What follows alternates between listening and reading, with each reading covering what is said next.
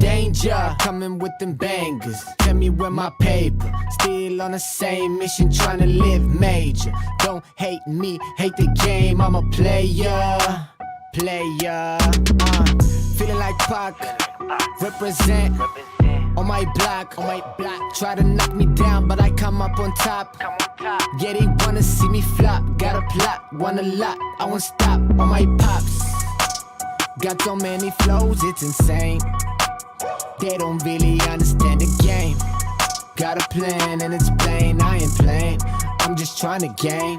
I wanna get that big bag, need that big racks. Blow up Tic Tac with a blue cheese at. I don't give a fuck about your feedback. Eat that, get back, sit back, watch me spit that kickback. Got so many flows, yeah, they think that I'm insane. Ghetto kids in a lot of pain, all about the bills, ain't shit changed. Danger, coming with them bangers. Tell me where my paper. Still on the same mission, trying to live major. Don't hate me, hate the game, I'm a player. If you a hater, I don't hate you. I'm just really happy that I ain't you. I just wanna thank you. You kept me motivated, so now I motivate you. There's a lot of cake, money on my mind like a banker. Coming through with them bangers, ain't no room for mistakes. Lot of stake, hustle till we get a lot of rooms, lot of stakes. Good kid, but I keep it gangsta. All gas, no brakes. Got cash for the case. More cash in the case. More cash in the safe. More cash on the way. Hustling all day. Ay. Danger, coming with them bangers. Tell me where my paper. Still on the same mission, trying to live major. Don't hate me, hate the game. I'm a player.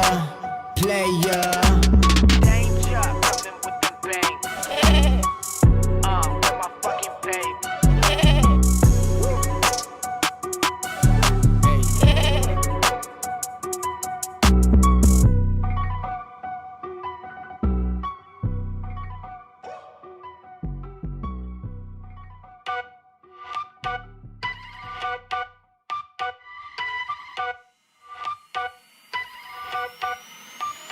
Said I'm taking big shots, just stop where I'm driven, no pit stops. This hot, I ain't playing like a 6 spot. Pissed off, thought I told him this a chip shot. I ain't missing cause you know I'm taking big shots. Just stop where I'm driven, no pit stops. This hot, I ain't playing like a 6 spot. Pissed off, thought I told him this a chip shot. I ain't missing cause you know I'm taking big shots. They been trying to get me cheap like a thrift shop, but I told them it's my time, check the wristwatch. They been talking way before they even doing something. Whoa. If they wanna play, let's get a tip off. Ain't no silver lining, dawg, this some rose gold. Getting new money, I'm a old soul. Yeah, I get it bouncing like a pogo. Whoa. And I'm too cold like Frozone. And my chick elastic, girl. Told them we ain't in the faking, this ain't plastic, girl. Bought a new whip and cash, now my tax is thorough. Way I'm shooting like step with my passes, bro. The way I'm playing the field, I'm in a league of my own. And now they all in their fields, I got them all on my phone. But dog, I'm hitting the climb, I got no time on the low. Way I'm shooting is messy, the way I'm hitting the goal. I'm taking big shots, just stop. Way I'm driven, no pit stops. This hot, I ain't playing like a 6 spot. Pissed off, thought I told him this a chip shot. I ain't missing cause you know I'm taking big shots. Just stop where I'm driven, no pit stops. This hot, I ain't playing like a 6 spot. Pissed off, thought I told him this a chip shot. I ain't missing cause you know I'm taking big shots. I just left, but you know I'm coming back though. Whoa. And you know I don't play by my rags though. Now go and turn it up to the max, whoa. Send a paper to me now like a fax, whoa. Yeah. Got 2 phones ringing off the hook now. When I'm in the city, I get looks now. I was going bad, but I'm good now. Said I had to go and put my foot down. Told them I'ma get it and go. Even in the summer, man, they knowing I'm cold. I got a couple checks coming that I made out the flows. Might get a couple more popping if I do it some more. I gotta do it for real. Said I'm back in my bag. All my digits are climbing just like they all on a dash. And he told me slow down, cause dog, I'm moving too fast. Might go and cop me a Tesla, cause dog, I still got a gas. Said I'm taking big shots. Just stop where I'm driven, no pit stops. This hot, I ain't playing like a 6 spot. Pissed off, thought I told him this a chip shot. I ain't missing cause you know I'm taking big shots. Just stop where I'm driven, no pit stops. This hot, I ain't playing like a 6 spot. Pissed off, thought I told him this a chip shot. I ain't missing cause you know I'm taking big shots. Just stop where I'm driven, no pit stops. This hot, I ain't playing like a 6 spot. Pissed off, thought I told him this a chip shot. I ain't missing cause you know I'm taking big shots. Just stop where I'm driven, no pit stops. This hot, I ain't playing like a 6 spot. Pissed off, thought I told him this a chip shot. I ain't missing cause you know I'm taking big shots.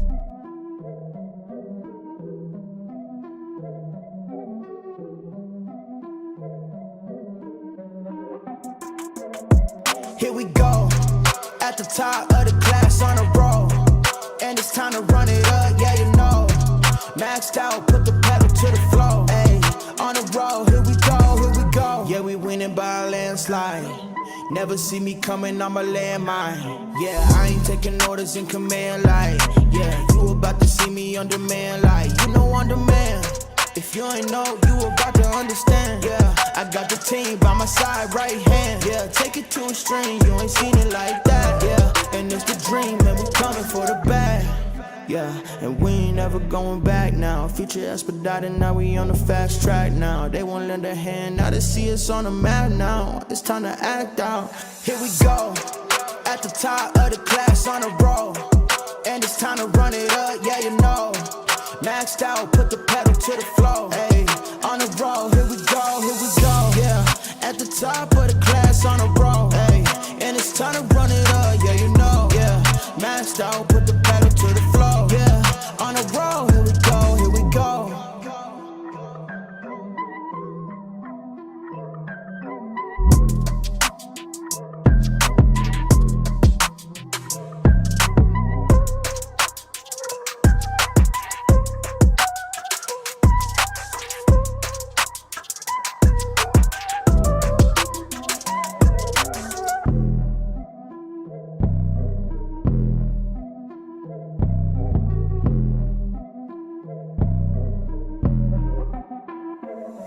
Here we go, at the top of the class on a roll.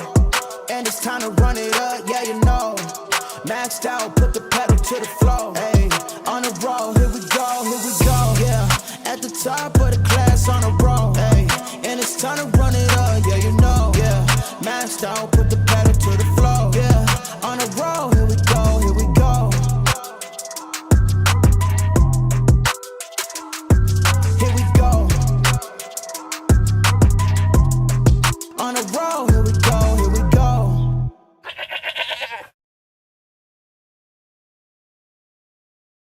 What is going on, everybody? Welcome back to the Frankie Candles live stream right here at 2:38 p.m.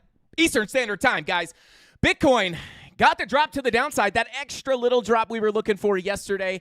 And, guys, we're 2 for 2 yesterday and the day before, calling that exact retracement level before the next move to the downside. And we are currently bouncing off our first major target, about $89,000, our previous macro value area low.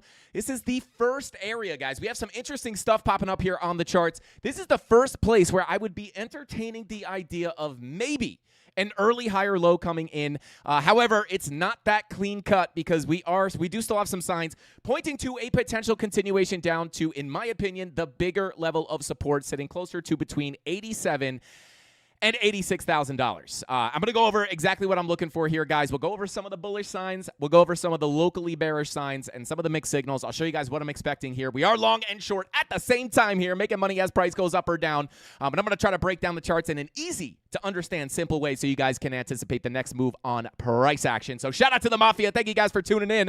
I appreciate every single one of you guys for being here. Shout out to Rudy. Welcome in. We got Alex in the chat. What is going on?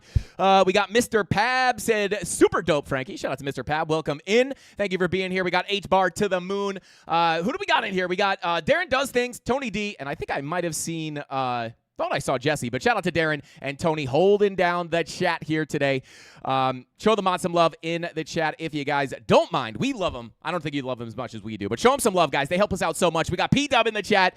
Let's see. Shout out to P-Dub. Said this early start time is going to work so well with my chaos. Thanks, Frankie Candles and Tony D. Shout out to P-Dub. Yeah, we're exercising free will. Hashtag free will in 2026, guys. We're starting to go live a little bit earlier. It's not that we'll never stream later, but it's just, price action's pretty dead at, or at least recently has been pretty dead at the later times, and I got a lot of stuff going on. It works a little bit better with my schedule. But again, if price goes crazy, it's not. I don't want to say we're never going to go live late, but I wanted to try to catch some of the early Mafia because I know a lot of people miss us here a little bit earlier during the day. We got Carlos in the chat. Shout out to Carlos. Welcome in, brother. We got Flat Level. Welcome back in, bro. Welcome in. But guys, we got a lot to look at here. Big Huggy said, "Mad Mod Love." Let's go. Shout out to Big Huggies, and hopefully soon we can put the Huggies away, and hopefully we can get a bigger retracement to the upside. Shout out to Jay Edits. Welcome in. Said, love the early time. Get to spend time with the fam after work. Shout out to Jay Edits. Let's go.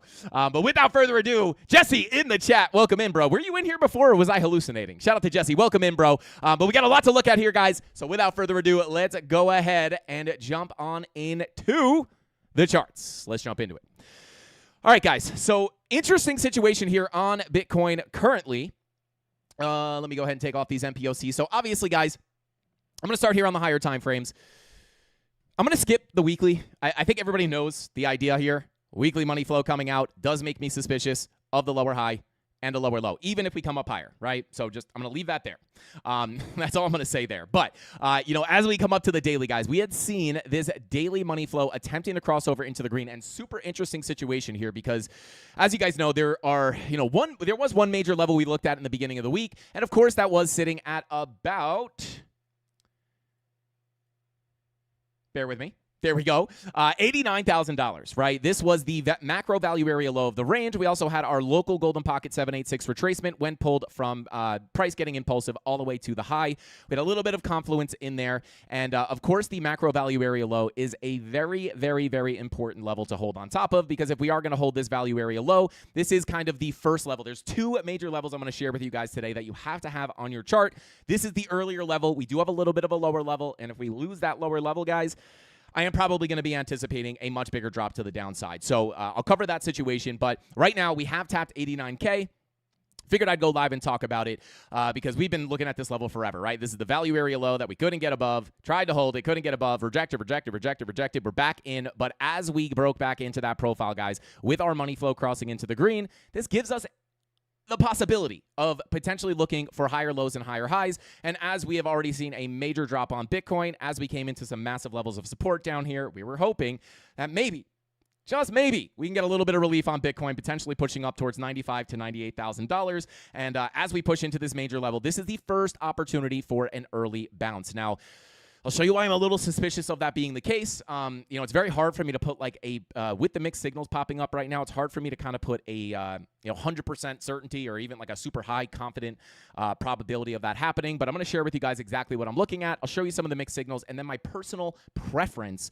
But here we are, right? Very simple. We want to stay above this value area low. As long as you hold above the value area low, you could potentially see that, or the doorway to the POC does remain open, and that would still remain the highest probability target as long as we don't lose that low.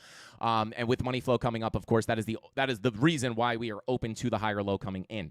Now, if we are able to hold here, what else makes me feel kind of good, or what makes me think there is somewhat of a probability of seeing a little continuation up here? Well, some of those things are, for me, right, lower time frame money flow starting to attempt to come into the green here. 30 minutes struggling a little bit. 24-minute finally crossing into the green. We also have our 15-minute money flow attempting to cross over. And then on top of that, we have the 4-hour green dot printing, giving us a bullish market cipher B setup, 1/16th setup, 4-hour green dot, 15-minute money flow crossover. If we're able to see that 15-minute money flow cross into the green, it could indicate that this at least local trend will continue to the upside. Now, when we look at the 4-hour, right, it's starting to get a nice little pop up on money flow. Not enough for me to say it's a fake out. This could easily be a lower high. And, on top of that, not only do we have the 4-hour green dot printing, but when we look at the higher time frames above the 4-hour, 5-hour green dot also looking to print, 6-hour green dot also printing, 8-hour green dot looking to print. And to be honest, guys, this VWAP, we talk about the VWAP sometimes. What I like to see on these VWAPs is like a nice, deep, rounded, not wave, but rounded bottom. We love rounded bottoms here in the Mafia. And this does look like a pretty clean VWAP. It does not mean that you can't get rejected at the zero line, but this does look good, right? And just in general, once we get that green dot, well, if it's in line with our 30-minute and 24-minute money flow, the 1/16th time frames, it could give us, right, 24 minutes starting to cross into the green. That could potentially leak into the 30-minute. And, of course, that would make us anticipate potentially the local trend continuing to the upside, of course, with the confluence there, if we can get that 8-hour green dot. And as we tap into the first area to look for higher lows, right, it's not like we have the daily rolling up just yet. So, again, it is a little bit chopped here, to be quite honest. And I'll show you guys exactly how I'm handling that price action. Personally, you might think, well, if you have mixed signals, what the heck are you going to do? And I'll kind of go over that with you. But where is the highest probability for the higher lows to come in? Well, the Fibonacci retracements, Golden Pocket 786, are those levels. I like this one just because it is that $89,000 value area low, also a very, very major key level on the higher time frames. And when we just look at this, right, two major Fibonacci retracements I would look at. We were looking at it from the impulse to the high, and then the bigger retracement is pulled all the way to this swing low down here at about $84,000, call it $84,200. So I'll go over the confluence down here, and to be honest, guys, I will say just from a level perspective, I do like this lower level a little bit better, and I'll show you why. We have a ton of confluence down here, but again, when I see that 4-hour green dot printing, when I see that 8-hour green dot printing, when I see or looking to print, right, when I see these VWAPs looking to come up and print with the lower time frame money flows attempting to come up here, it does give me the idea of like maybe we can continue a little bit of a trend up here. But the mixed signal here is, of course, right, the bias over the past since we got the SFP at the high here. I am still holding a portion of my short that we've shown multiple times. Still holding a portion of that short, right? Stop loss at break even, profits locked in, guaranteed winning trade. Same deal here with my long position from $85,000, profits locked in. Still have a remainder portion of that running. So, two guaranteed winning trades. If this thing nukes, well, great. The short continues to play out. If we do get the surprise bounce to the upside, obviously the long will continue to pay out, and I'll stop out of the short in profit. I see a lot of you guys schlong in the chat here, so I love to see it. I love to see the Mafia, using the sauce here to make some money. But, the overall bias here, right, when we take a look at this locally within our current volume profile, it's like, hey, we had the deviation above the high. We got accepted back into the profile. We're looking for that continuation down. And again, I do prefer at this point, if we stay within this profile, that magnetic target of the POC is going to remain open. Now, the thing here is we had our money flow coming to the downside here. This could indicate a little bit more of a downtrend. This was kind of the bias yesterday. It was the bias up here, which gave us the continuation of that downtrend, having that short absolutely slap. And when we see this, right, like just in general, it's like, well, hey, if this is just going to be a fake out and we're just going to continue into the red, we can see that continuation, and we do have a lot of confluence down at that second level, right? First level we're bouncing off of right now. We had a CME gap down here. We also had the $89,000 value area low. And of course, right, the local golden pocket retracement, right? I'll just pull it roughly here, right? So not surprising to see a little bounce here. But when I look at the 2-hour by itself, it's like, well, hey, I mean, we could easily continue, if we can't break out of this range, continue that bigger move to the downside. And again, the reason I do prefer this level is the fact that we have a ton of confluence down here. If I just start pulling this up, you guys can see, obviously, stay inside the range. POC value area low is going to be high probability, but we start pulling this up. You have a daily down here. You have a weekly down here at about 87.8. You have a daily MPOC right on that level. You also have a weekly MPOC. Let me just pull this up real quick. I don't know why this MPOC has just been... okay, so that is sitting at about 88.5, 87. And let me just take that off to clean up the chart here. So obviously, right, you could start to see all that confluence building down here. You got the weekly, the daily MPOC, the daily horizontal, the POC, even this weekly naked point of control at about 88.650. We also have... we filled a CME gap earlier today, as I mentioned. I'll just take that off because we've hit it. You have another CME gap down here, point of control of the range. So when I see this point of control as a magnet for price, right, you stay inside this range. It's very simple. If we can't break out of the range, right, you're looking for this bigger zone. And again, I do prefer this because of all that confluence that we have. And then when we pull that full golden pocket retracement from the swing low to the high, you can see our golden pocket sits in there. So like you can just see how crowded this level is, right? So like when I see this on the chart, I'm just like, dang. That looks like a magnet to me, right? Not only just the POC, but all this confluence. It looks really good to me, right? And on top of that, again, the two major levels. Number one, the one I just showed up on the macro profile, 89K. We can't ignore this, right? We don't know if we're going to get a bounce off the local fib or the larger fib, but, potential here. Obviously, you could look at it for a bounce. We actually had a scalp long set up here in the premium Discord, literally from this exact level for these exact reasons. Already seeing that play out a bit. But, we don't know if it's going to come in at the early Golden Pocket 786 or the bigger Golden Pocket 786. And when I look at this, it's just like, I do see a bit more confluence down here. And when we pull our volume profile to our current price action, obviously, this range has kind of remained the same, $89,000 value area low. However, when we extend that profile all the way to the right, which is valid, right? And the reason it is valid to extend your profile here is because price is back inside value, right? And it is still within balance, right? So we extend that profile to the right, and you can see that major value area low does sit down there as well, right? So it's like, what do we have? Weekly MPOC, CME gap, weekly, daily MPOC, value area low, golden pocket. There's 7 levels of confluence down here. So when I look at the chart, guys, like these are typically the levels I like to see hit. And of course, right, looking at the 2-hour money flow, some of the lower time frame money flow, it's not impossible to continue that downtrend. So it is just a little bit difficult because as we tap such a key level right here, the first key level, like if the lower high, this is how I'm handling it, right? Of course, I'm just holding my long from 85K. So I don't really care. If it comes up, comes down, we're making money either way. But if we don't put in the higher low here, right, and I just kind of wanted to bring this up as a possibility, right, if we did get a higher low to come in here and that 8-hour green dot prints, the 30-minute money flow crosses into the green, and we do see that continuation up, it could potentially, because we have that local golden pocket here, because we have that macro value area low there, it could end up maybe giving us a higher high, right? That is definitely in the cards, which, of course, the target to the upside remains the same. You want to mark this out on your chart, 95.3 all the way up to 98K. That is the next major level of resistance. So if that happens, right, I would say it is an arguable result.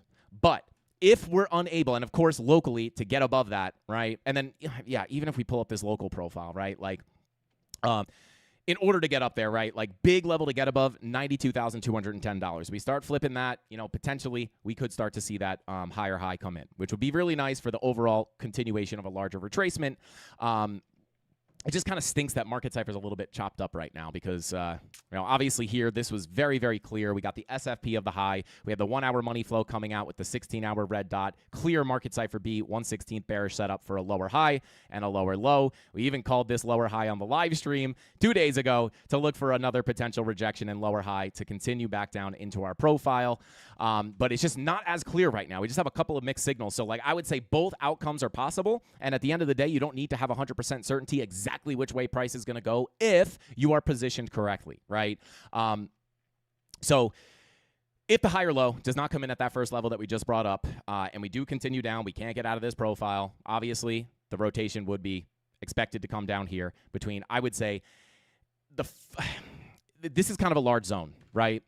Let me just mark this out. It really sits between, I would like to see the golden pocket tapped. I would really like to see the POC tapped. So I would say, like, this entire zone between about 88,632 or 23 and 87,350 is one area. And then, of course, if you lose that golden pocket POC, the next place for price to likely go is going to be down to that value area low, which is also confluent with the 786. Another thing about coming back down first would also, another argument you can make here is that we do have a decent amount of liquidity sitting down there. I'll have to load up the liquidation heat map, but we've covered it so many times, right? We do have a significant amount of liquidity sitting below these lows, right? So if we do come down here, I'm going to be paying attention to the first zone. But if we did come down, right, like maybe we get the early bounce. We'll see if we get those confirmations down here. But if not, last opportunity would be to come down and SFP these lows, hold back inside the range, and then hopefully, again, if the higher low doesn't come in here, this would be the last place to look for that higher low. And it's a little bit difficult just because it's like a pretty big zone if you mark all of this out, right? It's like really between like 88.6 and 85,420, right? Or just below, sweeping the lows below 86K. But, I don't really view the chart like that. I look at this as separate levels, right? If I get the confirmations in here, I'll take the first setup. If it winds up stopping out, I'll just look for the second entry down here.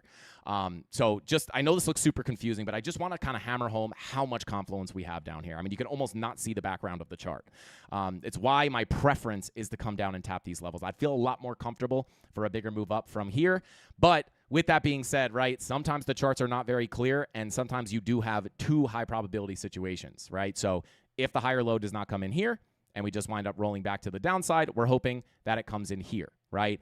If we do not hold, and again, remember, liquidity sitting below these lows, it's okay to get an SFP down here. If we wick down quickly, wick back above, we could look for the bigger bounce to the upside. And we have setups in the premium where we will be looking for the confirmations down there. But if we do not hold this low, guys, at the end of the day, right, I am probably looking for a much bigger move to the downside. And as we've covered many a times, of course, with the daily money flow coming up, that's why we're open to the higher lows coming in, right? And it's kind of hard here too, right? Like even adding a little more difficulty here, it's like you hit that 786, it's like gets really sketchy to hold the higher low kind of situation. But I would be okay with a wick.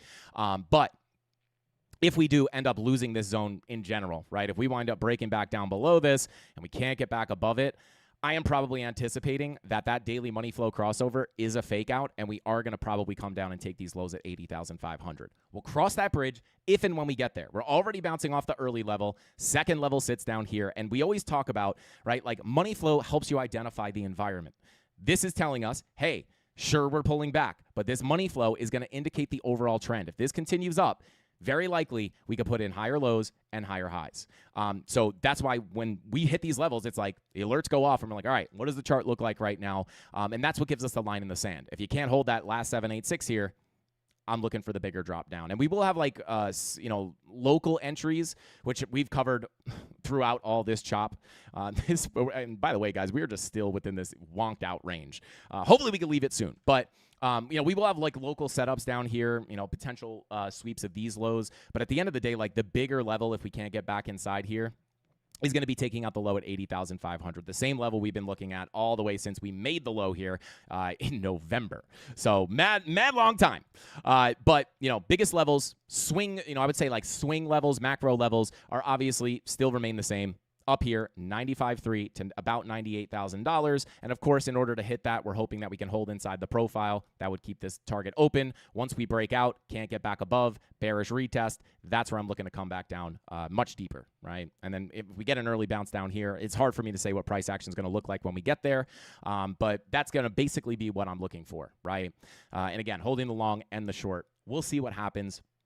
I just wish we didn't have those mixed signals, right? Because even yesterday on the live stream, it was very, very, very clear what was going on here. And I know there's a lot of levels on the chart right now, but what I would recommend, if this is confusing you with all these levels, just keep an eye on this local range. Right? I'll put it up on a higher time frame, right? At the end of the day, if we can't break out of this value area high, you're just inside value, right? And you're very likely to come back down, fill the CME gap, push into the point of control. Deviation above the high, break back into the range. It's not always a clean rotation directly down to the low. Sometimes you can get these bigger retracements.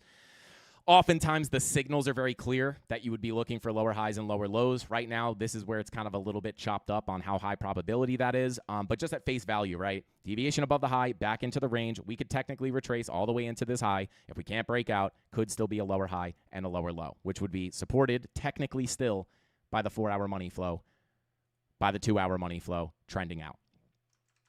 The only thing that freaks me out here is the lower time frame money flow with those high time frame green dots. So we'll see what the higher time frame green dots give us. We'll see what that 6-hour gives us. We'll see if that 8-hour green dot can print. For the big move up, what I would be waiting for is the 8-hour green dot, or waiting to see it play out. 8-hour green dot with the 30-minute money flow crossover. This just rolls back over. Like my base case here is like we're still within this profile. This is again why I still kind of prefer to get that magnetic rotation of the range. My preference is this, but I can't be that shocked if we just wind up scamming up because of some of the signs on Market Cipher B. Luckily, we're positioned very nicely here. We already got profits locked in on the short and the long. Stop losses at break even, literally guaranteed winning trades. So we'll see what happens. Value area high sits at 92,100. POC sits at 87,374. Again, that next major key zone. And then the value area low sits here at about 86.2, with the exception of, I have accepted that you could sweep this liquidity down below. Let me see if I can pull up that liquidity real quick. Come on, liquidity. Let's see.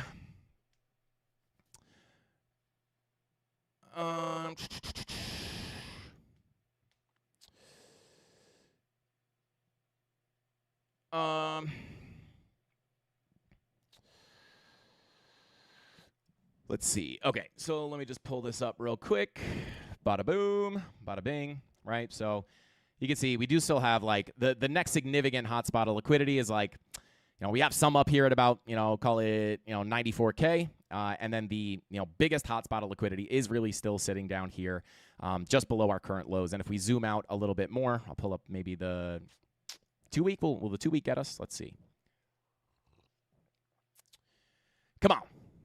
There we go. And this is that liquidity down below 86K. This is the liquidity I just talked about on the chart. And then, also we still have this local liquidity down here. So when I look at the liquidity, it's like, and the confluence, it's like, and the acceptance of the volume profile, I really do prefer this, right? But it could be wrong at this point with those mixed signals on Market Cipher B. Again, doesn't really matter with the way that we're positioned. But just to kind of explain to you guys why I prefer this.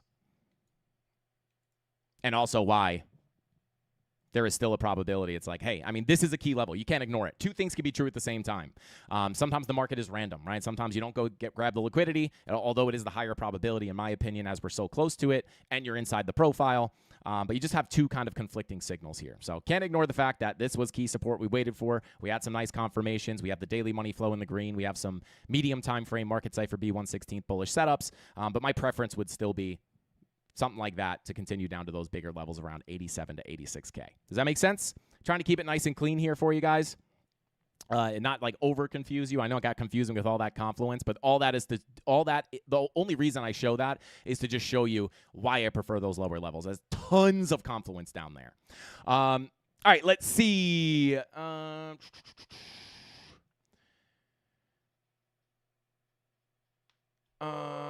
Sweep the lows. Come on, Fluffy. Come on, sweep those lows, baby. Sweep those lows.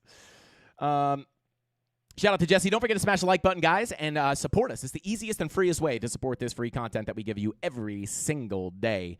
Target of the bear flag breakdown is 49K.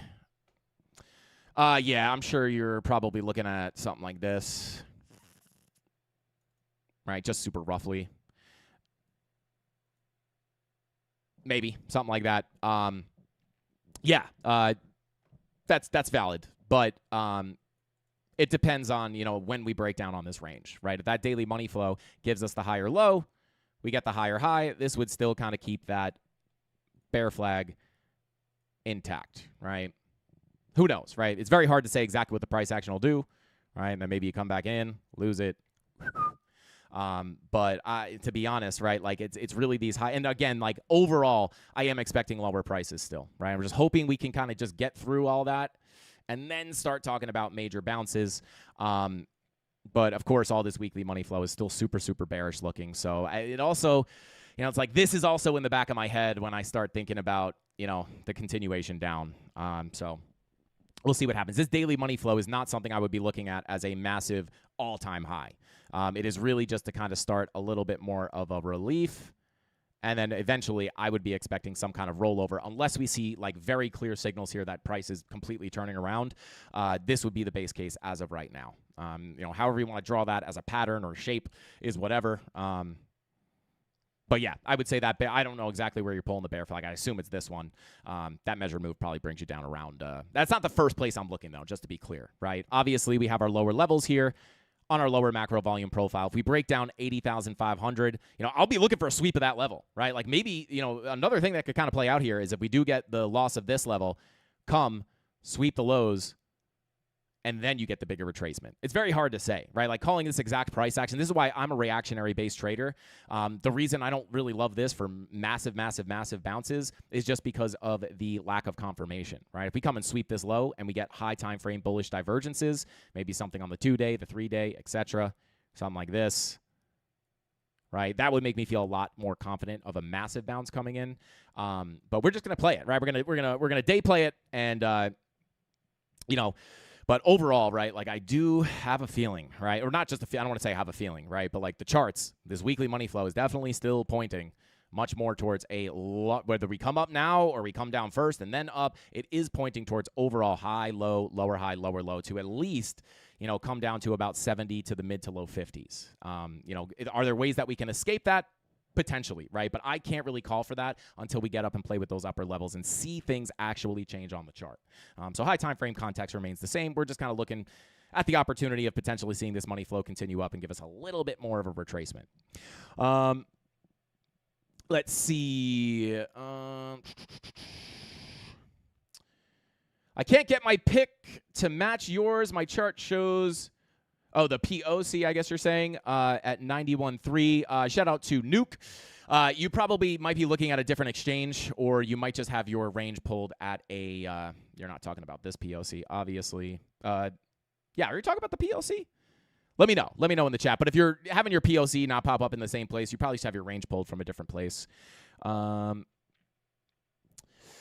Let's see.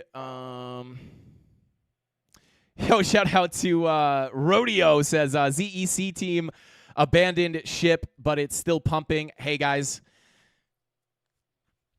Shout out to anybody who watches the stream. We've talked about Zcash a lot lately, right? Ever since we got the big pull down or the big push down, we saw the massive daily bearish divergences.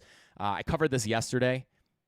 Daily bearish divergences, right? This thing was the only altcoin that was really moving significantly, right? We had the daily bearish divergences. We see this pullback. We pulled into the golden pocket 78, not this golden pocket 786, but we pulled into a golden pocket retracement. And as we started to see that bounce, what did we say, right? We said, well, on this bounce, if this money flow continues to trend to the downside, we could potentially catch a really nice short, right? And on that push to the upside, where's the highest probability to look for that short? It's going to be on that golden pocket retracement for a high, a low, a lower high, and a potential lower low to come in, right? And final target for this, we had this set up in the Discord. I took it. I took the beginning of it. I talked about this. I don't want to keep repeating myself, but I meant to take partial profits. I wound up setting a full take profit. I got out of the trade, made like $3,000 on the first drop down. And then, of course, the overall plan here, I actually still have it marked out.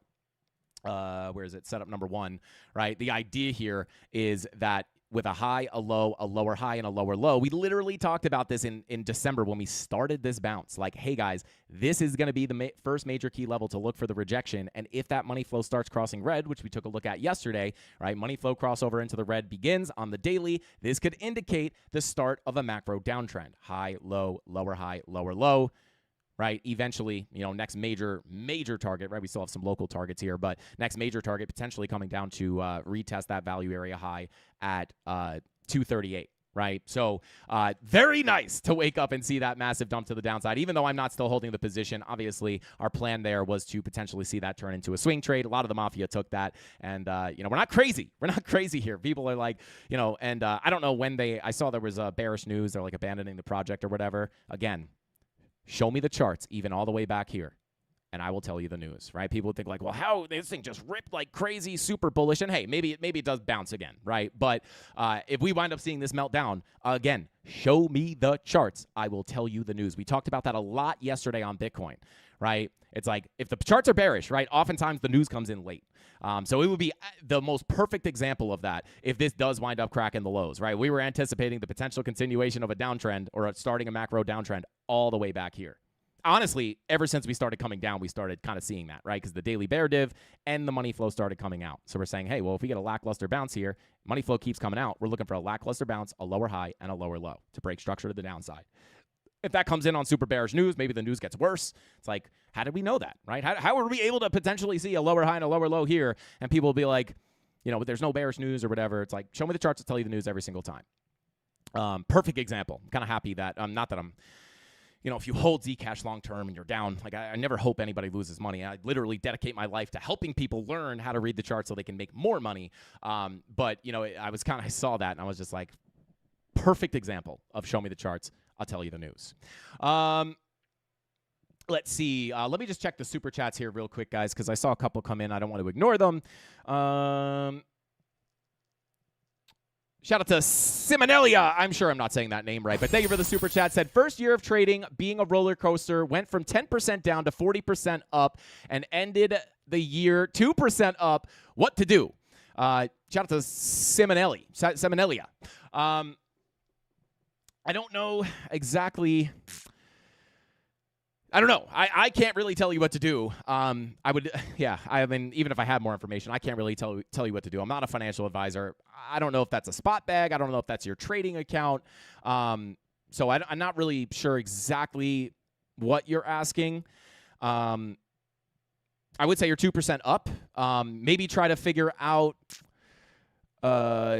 Went from 10% down to 40% up and ended the year 2% up. I mean, if I can give one word of advice, right? If you go from 10% down to 40% up, take profits, right? I don't know if it's a spot bag or your trading account or what exactly you're referring to, but it just seems like maybe you got a little bit greedy, potentially. Again, I don't have all the information, but you got to pay yourself when you're in the green, right? If you're up 40%, there's no reason not to pay yourself, right? Even if it's like, oh my God, I can make more money if I hold it longer, or whether it's a trade or a spot bag, you got to pay yourself when you're in the green, right? And I think that's a big lesson that a lot of people need to learn in their trading journey, whether it's spot bags or leverage trading. You kind of need to be like, when you're 10% down, you might be thinking like, oh my God, just get me back to break even, and I swear I'll take profits. Then you go from 10% down to 40% up. I don't know if this is your exact scenario, but very commonly you'd be like, oh my God, please get me to break even. Then you're up 40%. You don't take any profit, and then you just wait to get back to break even or maybe back into the red even a lot of the times to close, right, or sell your bag. So what I would say is just feel that, right? Like, it happened. It's okay. Maybe it was a mistake. I mean, you still made money, right? So, pat yourself on the back for that. You didn't take a loss. That's nice.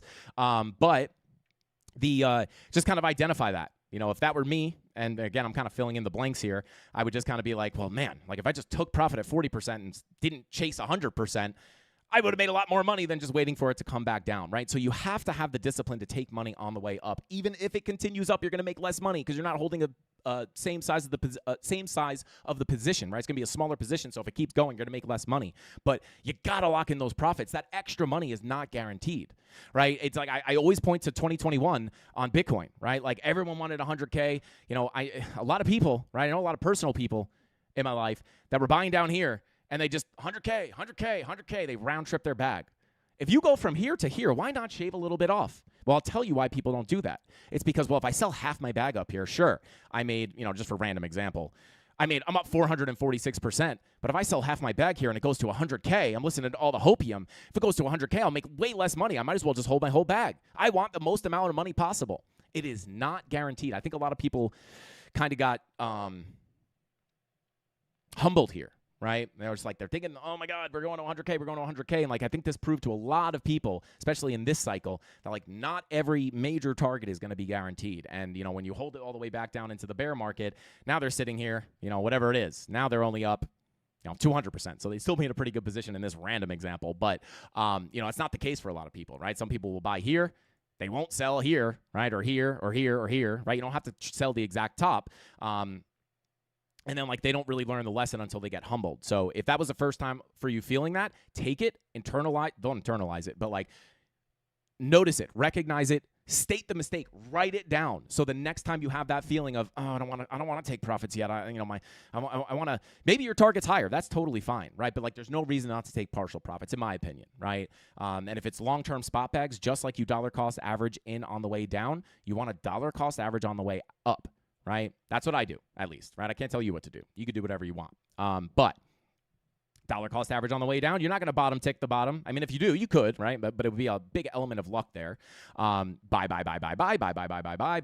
right? And then once you start, whatever your strategy calls for me personally, I stopped buying around here because we saw the weekly money flow coming back up. I expected the bull market to begin, and bada boom, you get a nice average entry price somewhere in here. You enjoy the bull market, but as you hit those targets, right? My targets for the bull market were between about 130 and 150K, and who knows? Maybe we get a shocker here and we go back up.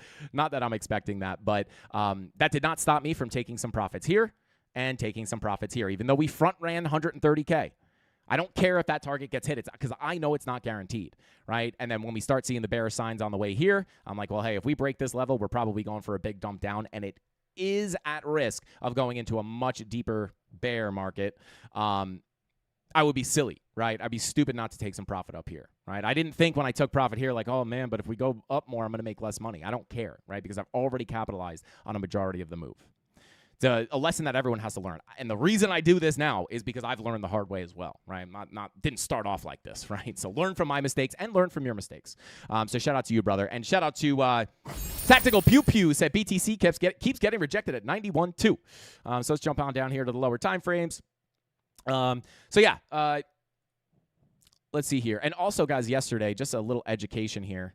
Obviously, 2 days ago, we talked about how to find those retracement levels to find your entries. And as I said, I was still in the trade here, but we were literally showing it live. And for whatever reason, it was like some glitch. The trade was live, moving up and down. But when I refreshed the page, the position disappeared, and it turned out that I got stopped out at break even here. So as we looked for this level on the live stream 2 days ago, saying this is the major golden pocket retracement with our 1 hour money flow coming into the red, of course, right, or coming out, we would anticipate a high, a low, a lower high, and a lower low. So I ended up re-entering there. We kind of gave that freebie on the live stream, and that's where I'm holding my new short from. But yesterday, we kind of did the same thing. And I was like, I don't know if it's going to hit exactly, guys. We pulled a bigger fib, and then right before we left, I said, I'll leave you with this. I'm going to pull this fib from the rejection of the value area high, right? Because oftentimes when you get a deviation above the high, acceptance back into the range, oftentimes you do continue through the profile. So I pulled from the rejection of that value area high to the low.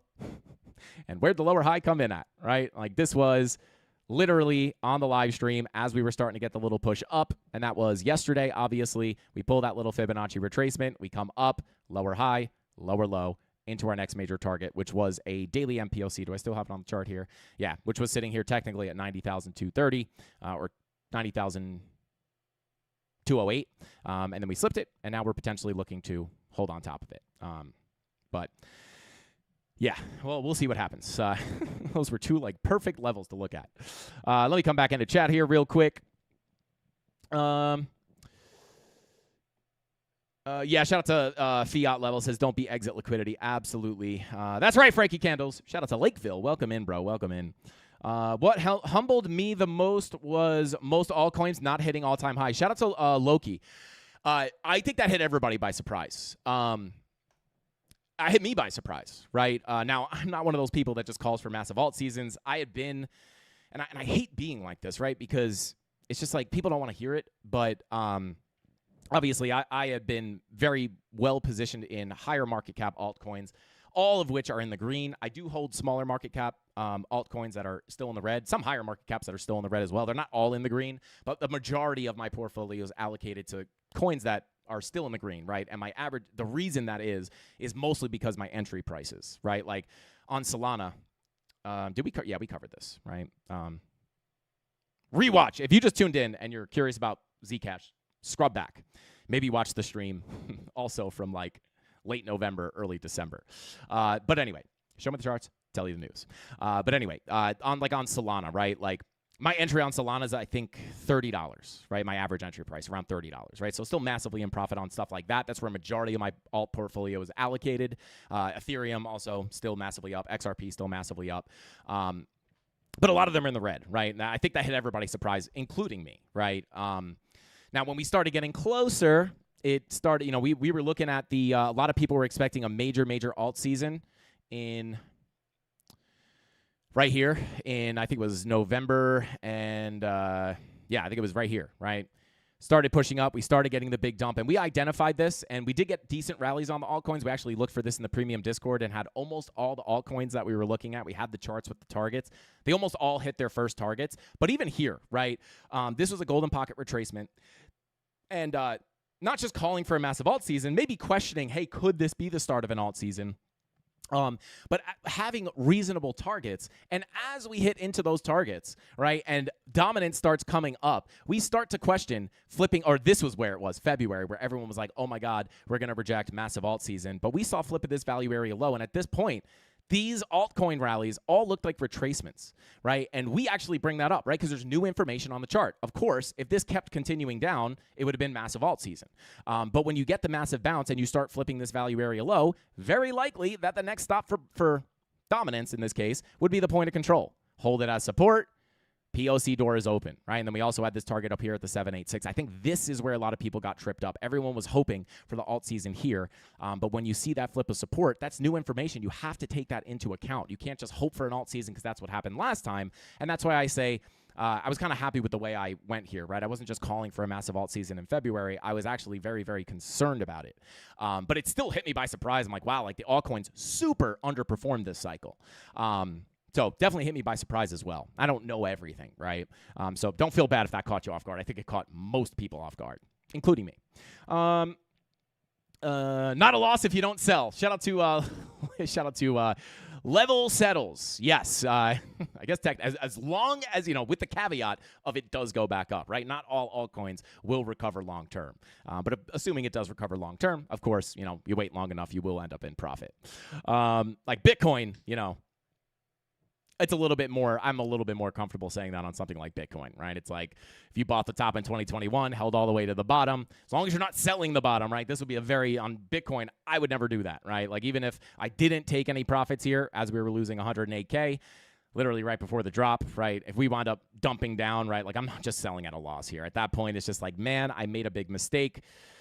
Dang. And then I would probably just try to reaccumulate after the bear market. But I definitely would not sell the bottom. It's like if I didn't catch the sell up here, I wouldn't be selling the bottom. But so, yeah, that is definitely stands true as well.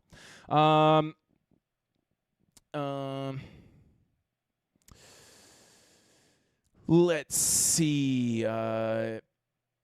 Shout out to Big Huggy. Said, Frank, is your 786 always above the 618, or does it reverse if you're pulling it from the bottom? Yeah, it reverses. When you pull from a high to the low, when you're looking for resistance, you pull from a high to a low. Golden Pocket, 786 is above. When you're looking for support, Golden Pocket is above. 786 is below. The 786 is always like the later retracement level. So there you go.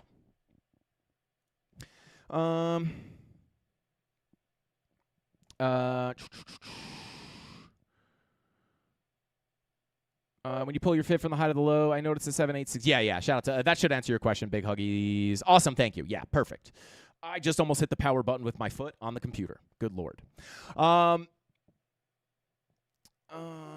Do I do any Bitcoin mining? Shout out to Fiat Level. No.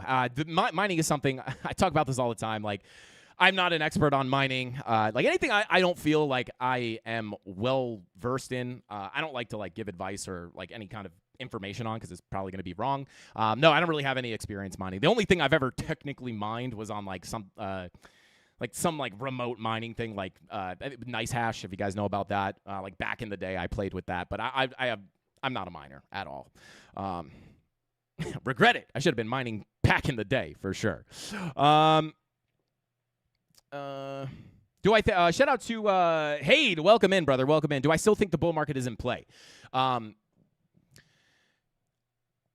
As of right now, it's looking very unlikely. And again, I'm not going to go into the whole thing because I've covered it like for the past months, ever since we were above 108K. I've been talking about the dangers, right, of potentially losing this level, getting a big capitulation, losing major resistance, and then unfortunately being unlikely to reclaim that and just continue down.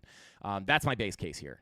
Can that change? Of course it can, right? If we get up in these levels and I see a reason to flip, we can.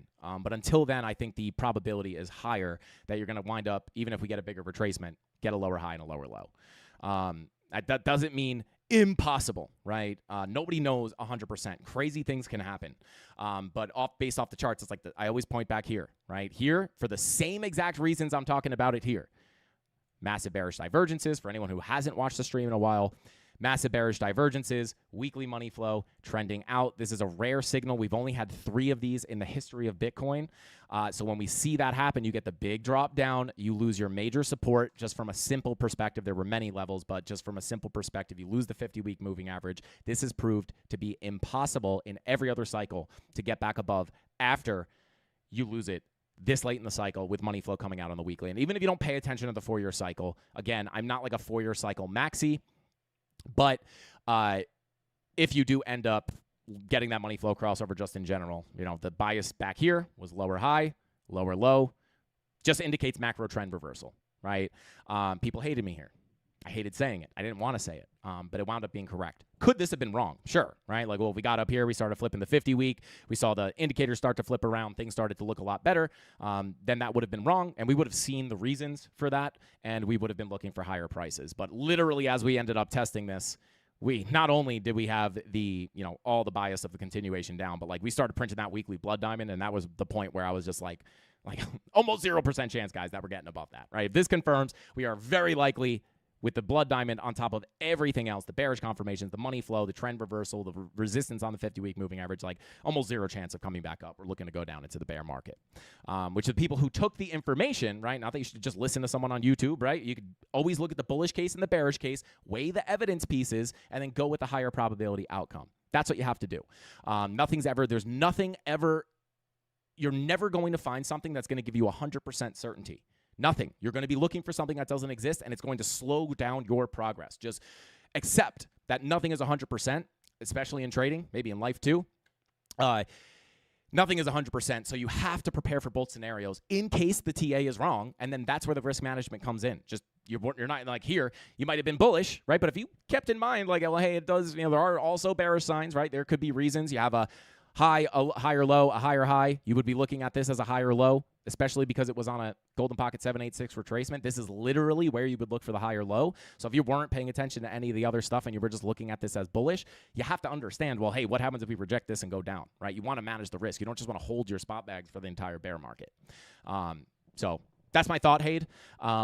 If it changes, right, just like back here, if it changed back here, I'll see the signs. I'll talk about it. But right now, you know, we've lost major support here. and the weekly money flow is coming out. This is the fourth time ever we've seen this in the history of Bitcoin. And every single time it has indicated the bear market, but if not a full-blown 75% drop, it's at least indicating that if you get a lower high, that you're very likely to continue some form of a bigger downtrend. Once we get through this, guys, once we get through this, whether we get through it and it looks more bullish, or the higher probability scenario plays out and we get the last capitulation, or another capitulation, I should say, we'll just get through it and then we'll move on and we'll be able to talk about much bigger moves. And there's going to be a lot of fun to be had in the meantime, right? Maybe we sweep the lows and then we get a nice big long and it feels super bullish, but we're still going to be very cautious. So there you go. Daily money flow in the thick in the green too. Yeah, shout out to Brillo. That's why scrub to the beginning of the stream. I don't know if you're quite asking if that is bullish, but scrub to the beginning of the stream. That is why we are looking. Again, this retracement could continue up, right? A lot of people get confused. Daily money flow in the green. This does not necessarily mean bull market, right? Like come back to the previous, right? Look at this. It is horrifyingly similar, right? You have a daily money flow crossover into the green. You do get the continuation of the retracement. And what happens, right? Does this mean all-time highs? No, because this daily money flow crossover into the green does not step on, right? And I'll just come back here nice and simply, like really freakishly similar. Doesn't mean it has to play out the same, right? But like honestly, it does seem that we are like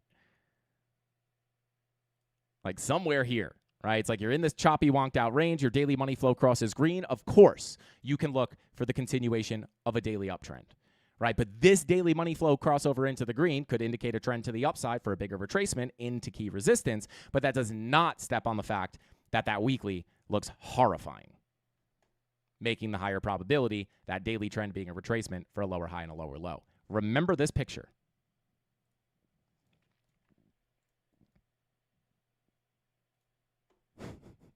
This daily money flow could continue the uptrend potentially, but that does not step on the fact that the weekly is still looking quite horrifying. Same thing.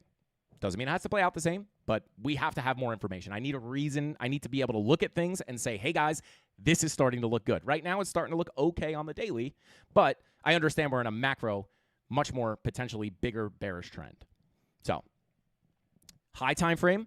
Identify the environment that you're trading. If you're trading a macro bearish environment, it doesn't mean you can't catch longs. I'm long from 85K, right? But you just have to understand, it's like my base case there is not that this long is from 85K going to bring me into, 200K. If it does, well, hey, beautiful. We're long, right? I'll be taking profits along the way, obviously. Maybe even closing my whole position on the lower high. But if it winds up just snapping up, well, hey, we're long from the low. Doesn't mean you can't day play these. Doesn't mean you can't even try to enter swing trades, which I'm treating this as. But, again, the higher time frame bias or trend is going to be very important to pay attention to. What indicator is at the bottom? Shout out to Crypto Don Juan. This is Market Cipher B. This is Market Cipher. Specifically Market Cipher B. That would look like a big head and shoulders. Yeah, of course, right? Which I've talked about this before, right? Like even if you get above it slightly, like in 2021, we did get above it very slightly. We even closed a weekly candle above it, right? Weekly candle closes, right? You got that. That doesn't that's like, oh my God, we're holding it. That does not step on the money flow necessarily. Little sketchy there, honestly, though, because you got those closures. But, yes, this is kind of where you'll start seeing people say, oh, my God, head and shoulders, right, which would be correct, right? There you go. With a, don't pull your measured moves like this, guys, but that would bring you, down to 56K. Do we have any interesting levels at 56K around that zone? Let's check out that next area of balance. Interesting. Right inside that next value area, right into the POC. Interesting. The only thing I wouldn't love about this is if everybody's looking at this as a head and shoulders, left shoulder, head, right shoulder, it would seem, again, if the chart looks super bearish up here locally, like we're going to be looking for the shorts. But if we do see that play out or if we see that kind of set up, I don't know, right? If that becomes a really crowded trade, maybe you get the push. Maybe we see something a bit weirder play out. But we'll see. We'll only be able to know once we get up there. Let's see. Yeah, shout out to Christian Mella. Says, I think Frankie says more words in one stream than I speak in a week. That could be true. That could be true. I'd probably bet on that when you talk this fast. Shout out to Mike Bennett. Said, hey, boss, should the bear market coordinate with the stock market? Bears, what do you think? Yeah, I would expect them to generally track, right? 4-year cycle, halving cycle. Yes, I would pay attention to that. But, of course, historically, Bitcoin has just followed the stock market, right? It's just followed traditional markets. Anytime Bitcoin's in a bear market, the stock market's in a bear market. Anytime the stock market explodes, Bitcoin follows. So, until we see that break, I would be paying attention to the stock market, right? Until we see the stock market go into a huge capitulation and Bitcoin is mooning during that time, then you can say it's deviated. But until now, it hasn't really deviated. I know a lot of people are going to say, but stock market continues to trade near all-time highs. Bitcoin's coming down. We've seen that in the past. I'm talking like long-term, right? I'm talking very long-term. Locally, we've seen it in the past where the stock market, like back here, stock market actually continued to put in all-time highs as Bitcoin was coming down. And then eventually the stock market topped off and Bitcoin followed. Right. So if we do get a big stock market capitulation, well, that could just be the next thing to send Bitcoin down. Maybe that's the black swan. I don't know. Very speculative. Yo, shout out to BTC Bill gifting the 10 Frankie Candles memberships. Let's go, baby. Shout out to BTC Bill. Thank you so much, bro. Endlessly generous. BTC Bill must have taken a lot of profits in the bull market. Thank you, bro. I appreciate you. Drop those golden emojis for our boy BTC Bill for dropping those 10 Frankie Candles memberships. Come on, baby. Come on. BTC Bill, bro. What is going on? How much did you make this bull market, bro? Just super generous. Super generous. Shout out to Brillo. Said I was talking about XMR, I guess, with the daily money flow crossover. High time frame, thick in the green. Let's see here.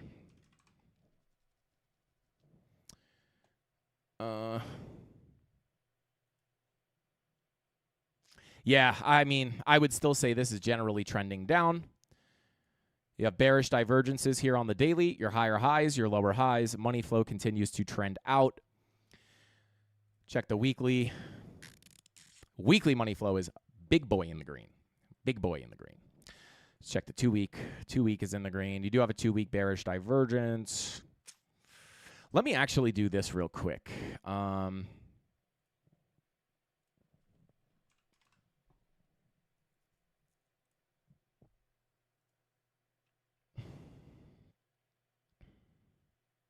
I'm just looking at this, guys.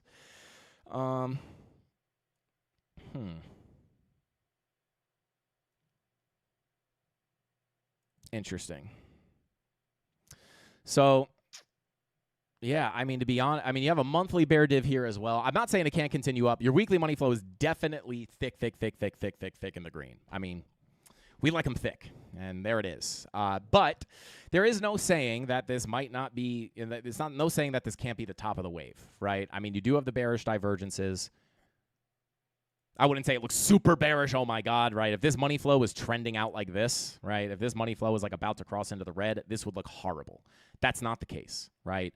But you do have bearish divergences confirmed. It's very hard to like say this is going to be the top of the money flow wave, but there is no saying that it's not going to be. So again, like if the money flow was tanking on the weekly, I would say that looks horrible. But that money flow is thick. Daily money flow definitely trending out. So what I would say here is like I'll give you a nice invalidation here, right? We're rejecting this golden pocket 786 zone. I would say personally for me, crack it decisively. Right, not a wick, right? Decisively cracking that 786 at about 480.85 is going to be the level to get above in order to look for another high.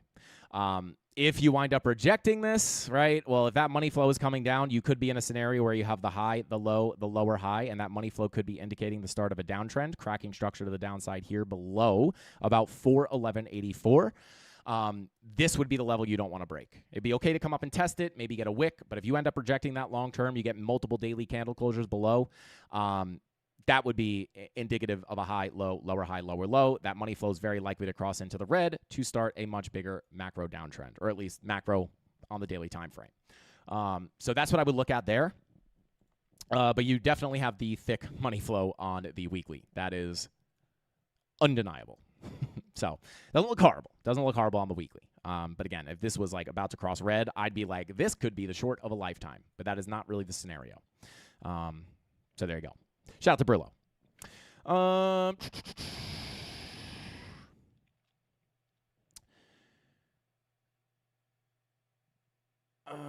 Let's see. He's lurking. He got a membership. LOL.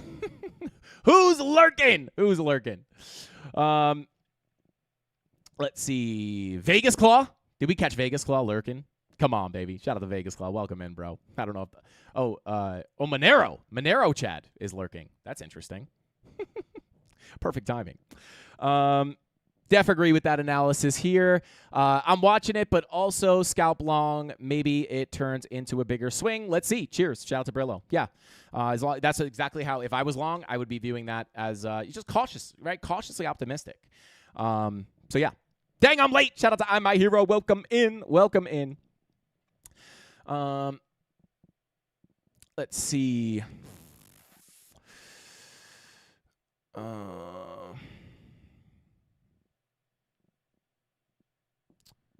Bing bong. Shout out to Big Huggies. But yeah, guys, real quick, I will just check in on Ethereum just to give you guys a little bit of an update here.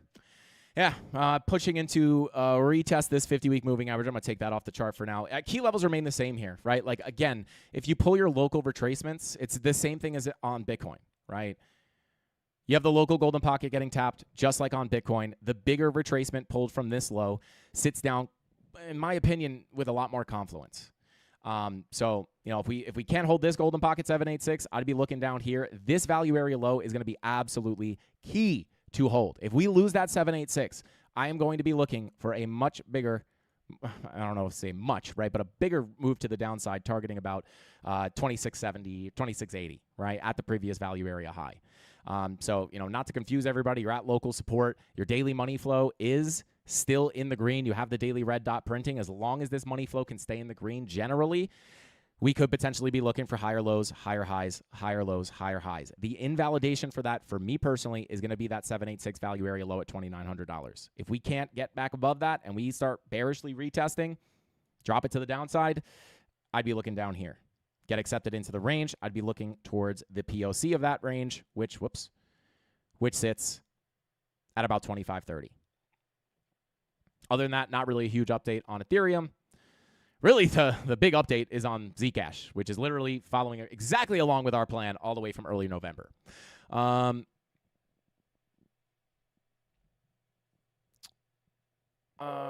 Shout out to Top Facts, said you don't see a lower time frame like the 1 hour, 15, or 5 minute. I don't know exactly what you mean by that. We can see the lower time frames, which again on Bitcoin, it's a little bit weird, right? Because we see the lower time frame money flow attempting to come up with the high time frame green dots, which again is why I would be paying attention to these levels for a potential early bounce. If they fail, we'll just be looking down here. But yeah, if you just tuned in, scrub back to the beginning of the stream. I covered it on Bitcoin, all the lower time frames, which do look a little bit bullish. Shout out to Sandra. Thank you for the super chat. Says, what do you think about, what do you think tariff court case will do to the market? Sandra, I'm going to give you a simple answer. Show me the charts. Show me the charts. I'm never going to be, again, hang on one sec here.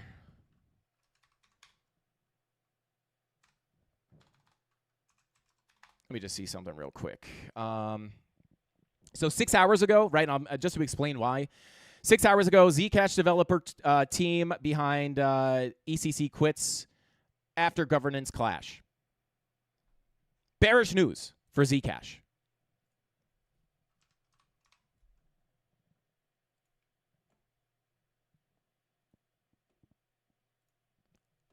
Short setup entry in the premium for the Zcash short.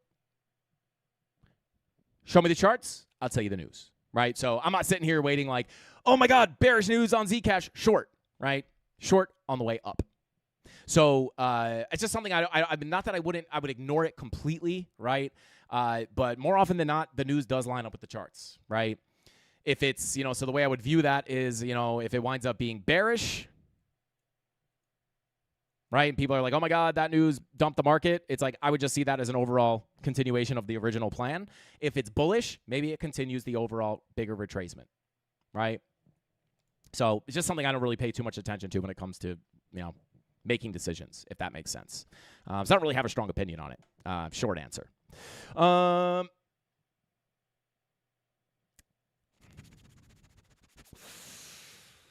It snowed in Nevada? Is that true? That's not good. That's like a sign of the end times. Snowing in the desert is crazy. News can only boost what is already happening on the charts. Yeah, shout out to Jose. I don't want to say like black swan news isn't possible. It's like the rate cuts. I always say, if they announce the rate cuts are the same as they expected, right? Like they always price it in on the FedWatch tool. That's usually right like 99% of the time. If the rate cut is what is on FedWatch, like it's usually a nothing burger. It's a big liquidity chaos, right? And then like the chart just continues to play out. If they were like, hey, we're going to cut 25 bips and they cut 50 or, a whole percentage or whatever, if it's completely unexpected, then maybe the news is like, that's where the news is a black swan. And then that's where you see the actual reaction on the news. But again, more often than not, even on news that you can't predict, take it back to 2021, right? We've talked about this like recently on the live stream. Chart is clearly bearish. No reason, right? Bearish divergences, no reason to be bearish here, really, right? Narrative is still intact, right? There's no, oh my God, Bitcoin's more fundamentally bullish than ever, 200K, 100K, whatever it is. Charts are telling a different story. What happens? Eventually, that narrative comes in and capitulates. Terra Luna. Charts were bearish here. Terra Luna collapse here, right? Then people start to say, all right, now we're entering a bear market. Fade every single high, giga short, don't buy the dips. That's literally the bottom. Those are the dips you want to buy when no one else wants to buy them. Where are the dips that everyone wants to buy? They're right here where there's no narrative. The structure's still technically bullish, right? There's no reason to be scared. High or low, let's go, right? But the news comes in after, right? Show me the chart. Fill in the news. I can't tell you what the news is, right? I didn't know Terra Luna was going to collapse. I didn't know FTX was going to happen, right? But show me the charts. The charts are bearish, but there's no reason to be bearish. Don't you understand? Bitcoin's the rarest asset, the hardest money. I agree. Long term, I agree, right? I'm totally on mega bull. I am a Bitcoin mega bull long term. That does not mean that you can't see these capitulations into bear markets, right? And again, I didn't know Terra Luna was going to happen, but the charts were the early signal there. So, there you go. We talked about this a lot yesterday. And like there's, I didn't make this up, right? I literally Googled all these exact dates, marked them off on the chart. This is not my opinion. This is just what has happened. And more often than not, right? Bullish news. I actually have these marked out off as well. Where is it? I think I still, yeah. Right? A lot of your bullish news, I'll clean it up, right? A lot of your bullish news oftentimes happens at tops. Right? What happens at this top? Coinbase IPO, right? Oh my God, Coinbase going public, super mega bullish. Literally the top before the dump. Sure, we came up to make a new high, but did we go to 100K? Not even close, right?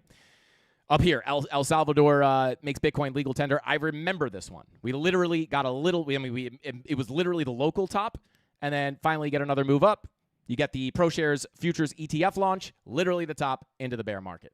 Right? So it's like bullish news at the top, bearish news at the bottom. And I'm not saying that's like just wait for bearish news at the bottom and buy. You want to pay attention to the technicals, etc. You don't do your own research, but just showing you like kind of how this stuff plays out, right? Like would I ever see the Coinbase IPO announcement and be like, that's bullish, let me buy Bitcoin? No. Almost never. I would just never buy at a top like that either, right? It's just not a place I'm interested. If I didn't get in lower, I missed that move, right? I got to wait for some kind of a retracement. But, even here, right? At Facebook unveils Libra. You got one more last push-up, big capitulation, obviously a black swan right here. CME futures launch, literally at the top, massive bear market, right? So that's why I'm not saying that it has to play out like that. This is just why I don't pay attention to news. If you start paying attention to news, and you think bullish news is just going to pump the market, it makes sense logically, right? Of course. It's bullish, right? Like it's probably going to keep going up. This is really good. Sure, right? But typically if you're listening to the news, you're late to the party, you get dumped on. You're late to the party, you get dumped on. Late to the party dumped, late to the party dumped, right? Maybe you're a little late to the party and then you got a little profit, but you're probably looking for 200K at that point, right? And then you just get dumped on. Here, you're thinking, right? Again, Terra Luna, FTX, you're thinking like, all right, now we're finally entering a bear market. Don't buy the dip. Don't buy the dip. Bull market, right? Here, you're thinking bullish announcement. beautiful buying opportunity, never mind, right? Buy the dip, buy the dip, buy the dip, buy the dip, dump it.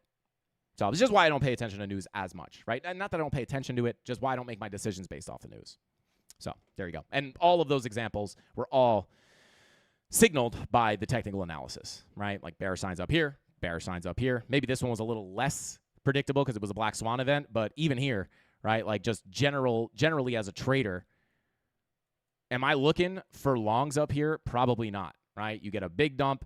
What is my bias here? Just binarily, I know it's not a word. Binarily, what am I looking at here? I have a high, a low. Yes, it's a higher low. Low, high, higher low. Am I looking for a higher high? Never. If I didn't know Black Swan, I didn't know where this was in the market, you show me this chart, what would my bias be? Well, hey, price has a high, a low, a lower high, or not even, right? Price is coming down and retracing. What is money flow doing? This is the 10-hour time frame, right? It's a random time frame. Money flow coming out. What is the anticipation there? Is probably a continuation of the downtrend to specifically break the low. Where's that lower high going to come in at? Very likely, golden pocket 786. I did not preset this before the live stream, right? I just did that live. So that would just be my bias there, right? So would I be buying here off of the, oh my God, right? Probably not, right? Does that mean I wouldn't long here to try to get the lower high? Sure, maybe I would, right? But the bias there would be, hey, be careful around that 786 golden pocket. Why? Because money flow is coming out, indicating high, low, lower, low. This is my environment. 10-hour time frame is a higher time frame environment. And again, that doesn't mean that there's not tons of money to be had catching the longs, right? Like maybe as you were coming into this level, maybe we had some lower time frame confirmations, maybe a 4-hour bullish divergence. I don't know. Let's find out. Well, money flow is coming out in the 4-hour as well, but let's see what happens down here. Okay, so well, you did actually have a little bit of a 4-hour bull div. Tiny, but it is there. Lower lows, higher lows. I'm not saying it's the best confirmation, but if you go down to like a 2-hour, probably looks a lot cleaner. There's your bull div, right? So would I be looking for a short here? No, I'd probably be looking for a long, right? But I understand that on a higher time frame, look at this, push into a key level, right? I'm not going to mark out the key levels. I'm not going to spend the time to find them, but let's just say this is a key level, pushing into the level, bullish confirmations. All I could look for there is a long, right? That's all I could look for. And come on down to a 30-minute, right? See what happened here. Look at that. Beautiful bullish divergence. Lower lows, higher lows. We'll just say, I'm sure there was a key level here. Lower lows, higher lows. Nice little bullish divergence. Money flow starts to come up. 30-minute money flow crossover. Is this confluent with an 8-hour green dot? I don't know, but maybe. Can't make it up, guys. Literally can't make it up. I've been looking at the chart for way too long, right? So what am I thinking on a lower time frame here? And I know a lot of people get confused between time frames. Oh my God, should I be looking for longs? The daily's bearish, the 4 hours bullish. What do I do? What do I do? You can long this, right? Even though my high time frame bearish would be to roll around and push down. And this is how we catch the longs from the bottom and the shorts from the top. It's literally how we do it, right? It's like, all right, well, I'm looking down here. Come up in the morning, right? Maybe. All right, cool. I'm getting a bull div into a key level. I don't really hate this money flow starting to come up. Let me fire on a long. Right? And then not only am I seeing that, when I see that money flow coming up on the 30-minute, I'm looking at the 8-hour. Is the 8-hour green dot printing? Market cipher B1/16 bullish strategy. There's the green dot printing. Perfect confluence for a continuation up. This is bullish. Sure. You get a 35% pump. But that does not step on the fact that 10-hour money flow is coming out, making me anticipate a high, low, lower high, lower low. So a major target for this trade would have been the golden pocket 786, and then maybe even looking for shorts at the 786 golden pocket. And that's how we wind up in situations like that, right? Long the top, or don't long the top. Long the bottom, short the top, right? Not everyone plays out like that, but in this specific example, there it is, right? That's what we look for. It's how you read the charts. Not, oh yeah, but this news event happened and everyone's really bullish. I don't care. Right? I literally could care less. It means nothing to me. For the most part, I should say. So there we go. A little bit of sauce for the mafia. 15-minute money flow cross into the green, or did it cross into the green? Let's take a look, right? A lot of people charge for that explanation, but we just give it away for free. All right, let's see. 15-minute money flow crossover. I don't think it's in the green yet. Not quite yet, but we're about to print a green dot. We'll see if we can get that crossover. So it's the same thing here, right? It's like you might see the daily money flow crossing into the green. Now, again, we didn't really have any massive confirmations down here, but if this daily money flow continues into the green, I could look for a continuation of the uptrend. But when I look at the higher time frames, similar to what we just did, from the daily to the weekly, that money flow is coming out. Come on, Market Cipher. Bueller, there we go. This money flow is coming out. What does that make me anticipate? Lower highs, lower lows. Does that mean I'm not long from 85K? No, I am long from 85K, right? But I'm just looking for that to be a major target. If I get signs up here that the continuation is likely, maybe I'll hold a portion of the trade. If not, I'm looking to send that sucker back down. If it changes, it changes. We'll notify it, or we'll identify it, and we'll change our plan. Very simple. No emotion. Oh, my God, the news just came out. Everybody's bullish, everyone's bearish. Who cares, right? Trade your own plan, trade the charts, find out what works for you. If you trade news, if you see bullish news come out, you buy and you make money, and you have a strategy that works, do that. Don't even worry about the charts in that case. If you make money, what ain't broke, don't fix, right? Let's see. Gold and silver. I'll try to take a look at gold and silver.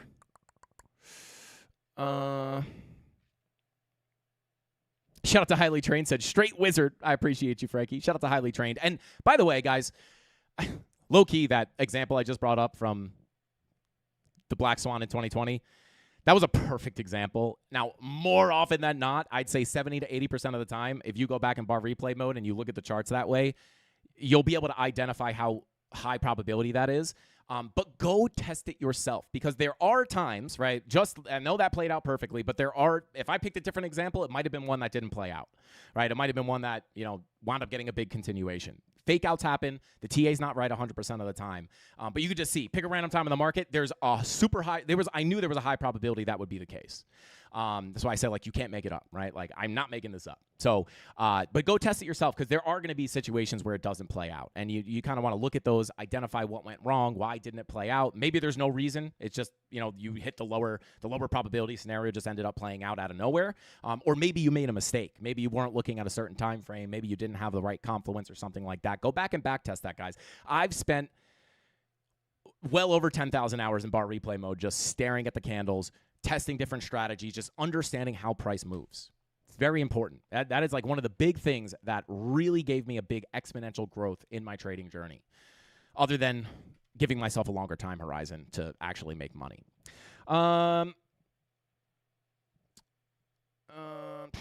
Yo, shout out to E5Q. Said, I am bullish right now. BTC looking like it's finally going to squeeze above 100K. Then I can finally sell my swap hags at break even. Come on, people. Let's pump it together. Come on. I'll throw a little spot buy in there. We'll try to pump it. We'll have to call up Golden, and I'll call my uncle Satoshi and see if he could do something as well. Shout out to John Wicks. Actually, yes. Shout out to John Wicks. He sent us, I think it was John Wicks, sent us a message in the premium Discord thanking us for essentially changing his life. And he's met a lot of great people in the Mafia. Maybe I'll bring that up on stream. If John Wicks is in here, bro, shout out to you, man. Those messages are what keeps me going every single day, bro. It was a heartfelt message. Let's see. I see a giant bear flag on the weekly. You don't? No, I do. We actually just covered that. I don't trade patterns, though, because the problem with the bear, I don't trade patterns alone, right? This is literally.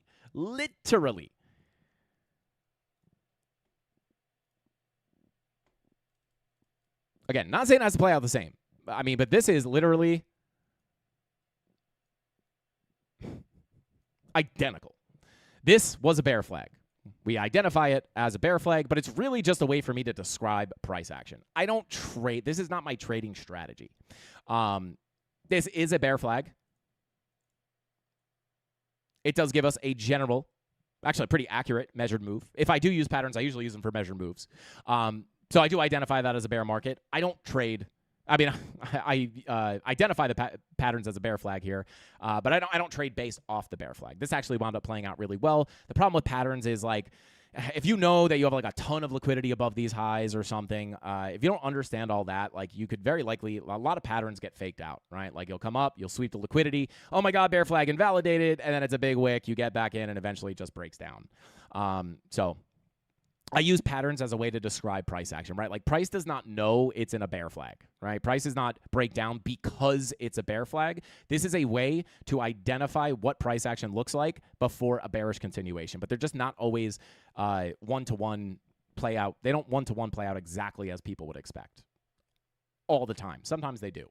I talk about this with bull pennants all the time, right? Why don't I just trade patterns alone? I'm not saying you can't trade patterns. Patterns are definitely valid, right? But I think a lot of people get into trading, and I try to explain this to people. When I first started trading, I thought like, oh, I just find the shape, and then like this is bullish, I just long, and I'm gonna make money. It's not that simple, because a lot of times is like, say you have a lot of liquidity down here. Oh my God, bull pennant. Oh my God, it's breaking out. Long. Breakout retest. Nope. Sweep the liquidity. Stop out, because you have to think, what is retail doing here? Trading patterns are a retail strategy. We are retail too. Can't pretend we're smart money. We're not. But you have to think about how general retail traders think. If all the retail is, or a lot of retail's trading patterns, they're thinking bullish. And where are their stop losses going to go, right? Again, free sauce here, guys. I'm going to long within the pattern, right? Long. It's basically a consolidation. A bullish consolidation pattern is what I would call it. And then, you even have people break out, retest entering, right? Lots of liquidity. This is all liquidity.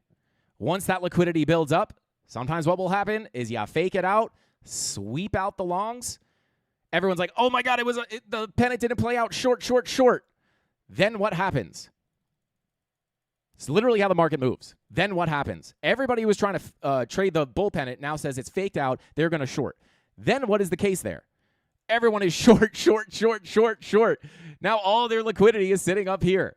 Stop losses is what I'm mentioning what I mean when I say liquidity, right? Oh my God, short on the way down. All I see is liquidity. Price will sweep out the longs, wreck the longs. This is typically, when we trade liquidity concepts, that's usually where we're looking to enter. And then on the push back up, all those shorts get squeezed. Eventually the bull pennant plays out, but it's just not perfect. This is why I don't trade patterns directly. I still identify this as a bull pennant. I still identify it as bullish consolidation. But if I see that I have liquidity sitting below, I can identify, I try, right? And that's not right 100% of the time. But if I'm looking at this, I like to look at the market within the context of volume profiles, right? So maybe I have a value area high, a POC, and a value area low. I also use market cipher. I use many different things.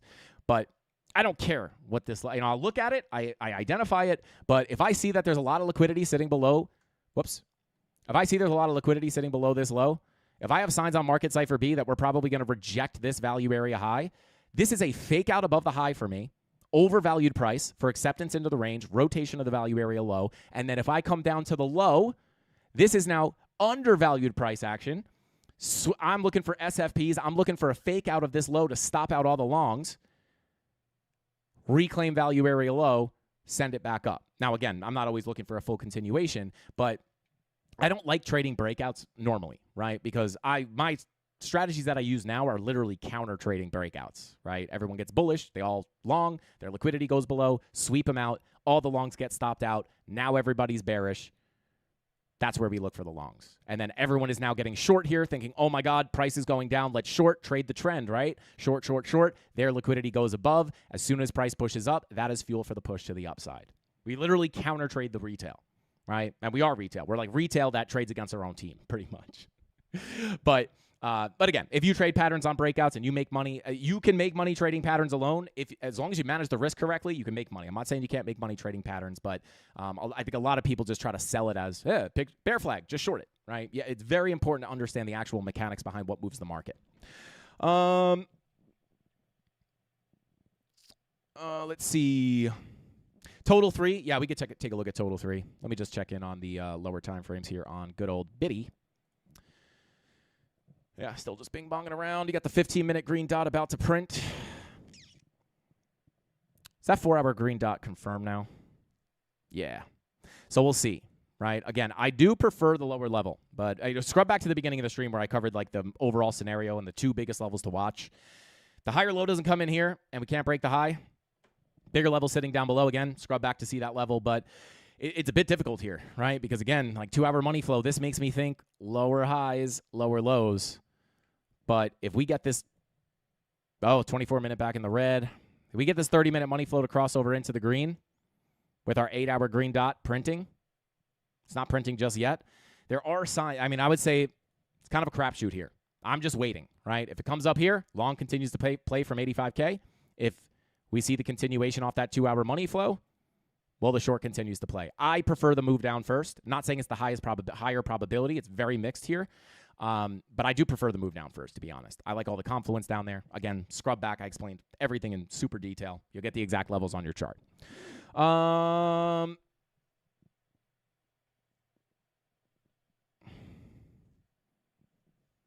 Shout out to John says, I'm starting to believe that Bitcoin is just going to run up and leave everyone behind because it's the least expected move. Plausible. Again, goes against all the higher time frames on the chart, but imagine this. Oh my God, right? And again, like we talk about these bigger resistance levels, Bitcoin could run into, I'm not saying we have to go there right now, but like even if we got to push to 108, it's not until we break 115K where I'd be looking for all-time highs. But imagine this, right? Everyone gets super excited. Oh my God, right? The same example I just explained to you guys on the 2020 example in bar replay mode, same thing. We're long, right? I'm also in the short as well, right? But both profits locked in, stop loss at break even, guaranteed winning trades. But like, why am I even interested in taking a long here? Well, we understand that we could see a big retracement, right? Maybe the retracement turns into all-time highs. Not my base case, but not impossible. But imagine this. Oh my God, this is super bullish. Not understanding that the higher time frame trend is likely to continue to the downside. Everyone gets lured back in. Everyone funnels back into the market. Extra liquidity down below. Now nuke it down. Very similar to what happened in 2021, right?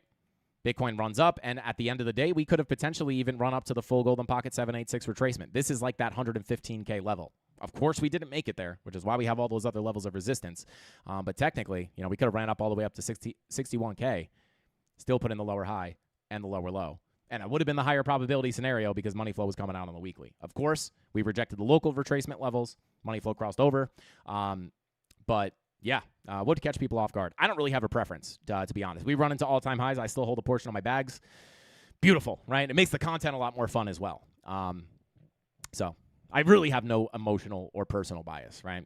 The chart's bias here on the weekly is down. Does it have to play out? Not necessarily, but obviously didn't have to play out here as either. But of course, it is the higher probability.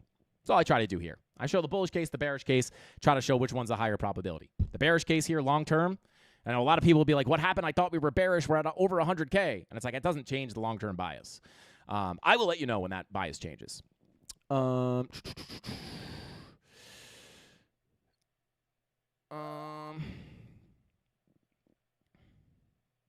Yeah, shout out to Great White. There is liquidity sitting below 86K. Another reason why I prefer the lower move down first. Shout out to Patient. Work wins. Hey, that's a great saying for trading. Patience. You're the best, Frankie. Thank you for everything. Shout out to you, brother. No problemo, man. That's what we're here for. Okay. You exposed Vegas Claw for being a lurker. He might be like at work with headphones in. Vegas Claw, we're on to you, bro. We know you're here. You're hiding in the back. You're hiding in the back, Vegas. We see you. Shout out to DJ Crypto. Said, hey, Frankie, can you tell me your anchored VWAP settings? I have a anchored VWAP tutorial in the beginner series. Check that video out. I go over not only the settings, but also exactly how to use the anchored VWAP. Not only to find sniper entries into your trades, but also to identify macro trend changes. Speaking of that, where's your anchored VWAP for a potential macro trend change? About 97K. That's interesting, isn't it? What else is at 97K? Well, I'll tell you. The POC, literally the next level of our major resistance, right? Different on Bybit. That was the Bitstamp chart, 97K. 101K for the Bybit chart. However, sits at about 101.6-ish What else sits at 101.6-ish? 50-week moving average, literally right there. Right? So again, you don't have to look at it all, right? If you're looking at the 50-week moving average, you don't necessarily have to look at the anchored VWAP right now because they're in the same level. What also is there? Do you have confluence, anchored VWAP, 50-week moving average? You also have your range value area high. Previous macro range value area high. Shout out to Tony D for dropping the, there you go, DJ, there's the link for the anchored VWAP tutorial.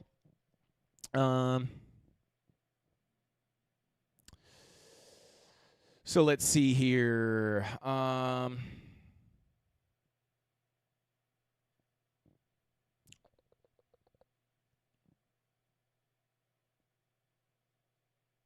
All right, let's see. What are your paired time frames for the 16-hour and the 90-minute? 16-hour, 90 minutes, pretty close. I usually use the 1 hour, but 90 minutes pretty close, right? It's the 1 hour or the 90-minute. They're very similar. So we'll see. We'll see. Scrub up, make sure I didn't miss anything here. Missed my message earlier saying, what's up? You go live too late for me these days, so I was surprised to see you live now. You taught me so much, man. I actually make money now. Shout out to Quicker. Yo, shout out to Quicker. Well, we're starting to go live a little bit earlier here in 2026, so shout out to Quicker. Hopefully we can see you sooner, or hopefully we can see you more often. And I assume you're Quicker, right? I remember you, brother. But your name is a little different because of YouTube. But shout out to Quicker. Welcome in, bro. Happy to see you. Long time no see, and I'm glad you're making money, bro. I'm glad you're making money. Chances of a golden pocket retracement on Zcash. Chances are hard, right? Like, let's see here. Obviously, your 4-hour money flow is pretty thick in the red. I'll just give you the golden pocket retracement, right? What are the key levels I would look for here on Zcash? I'll pull it up from like a 4-hour perspective. So, main retracement that I would look at is from the lower high here, sitting between about 499.05 and 471.70. If I had to pull a little bit more of a local retracement, I'd probably pull it from right here. So we are approaching. So this would be key level number 1 on Zcash. Key level number 2 on Zcash.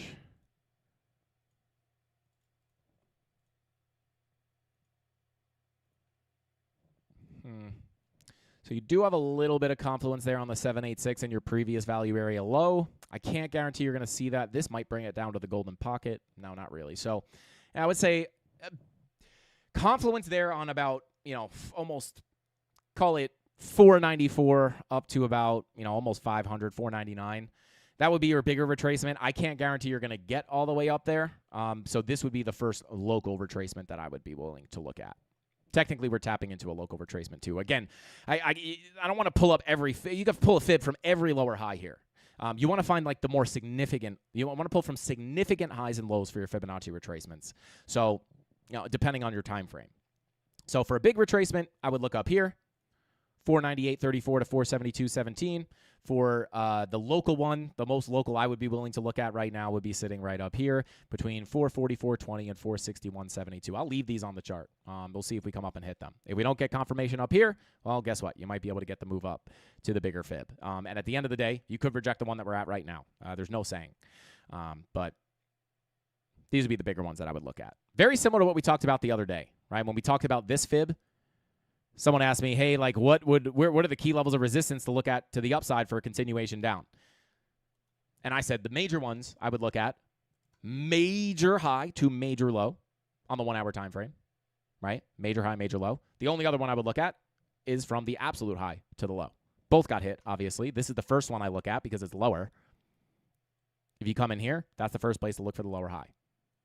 Continuation, right? But this was also perfectly lined up with a fresh money flow crossover into the red. So, the reason I brought that up was because if I go down to a 5-minute, right, technically you could have pulled a fib from here. Technically, you could have pulled a fib from here right? Well, you're going to reject here. Are you going to reject here? It's like I just like to wait for the bigger retracements, right? Like a higher probability to get, some kind of a significant retracement. If it came down from here, I would just let it go. The reason I took my re-entry on the short up here was because we got a significant retracement. It hit the bigger level that I actually wanted to see. Doesn't mean that it couldn't have come down from here or here on those local fibs. I just would have preferred to see that, right? I don't want to enter early. I would rather wait. And again, you're using your lower time frames. 5-minute money flow crosses green, starts to come up here. You don't have fresh money flow crossovers, right? Then the money flow crosses green. You continue up. You push into the bigger fib, and then you get the move down as money flow is coming out. You want to try to ride these waves. You want to ride those waves, right? Like if there's money flows coming up, the chances of reversal there, not impossible, but lower probability. So I would just wait for the higher level. So there you go. All right, so there we go.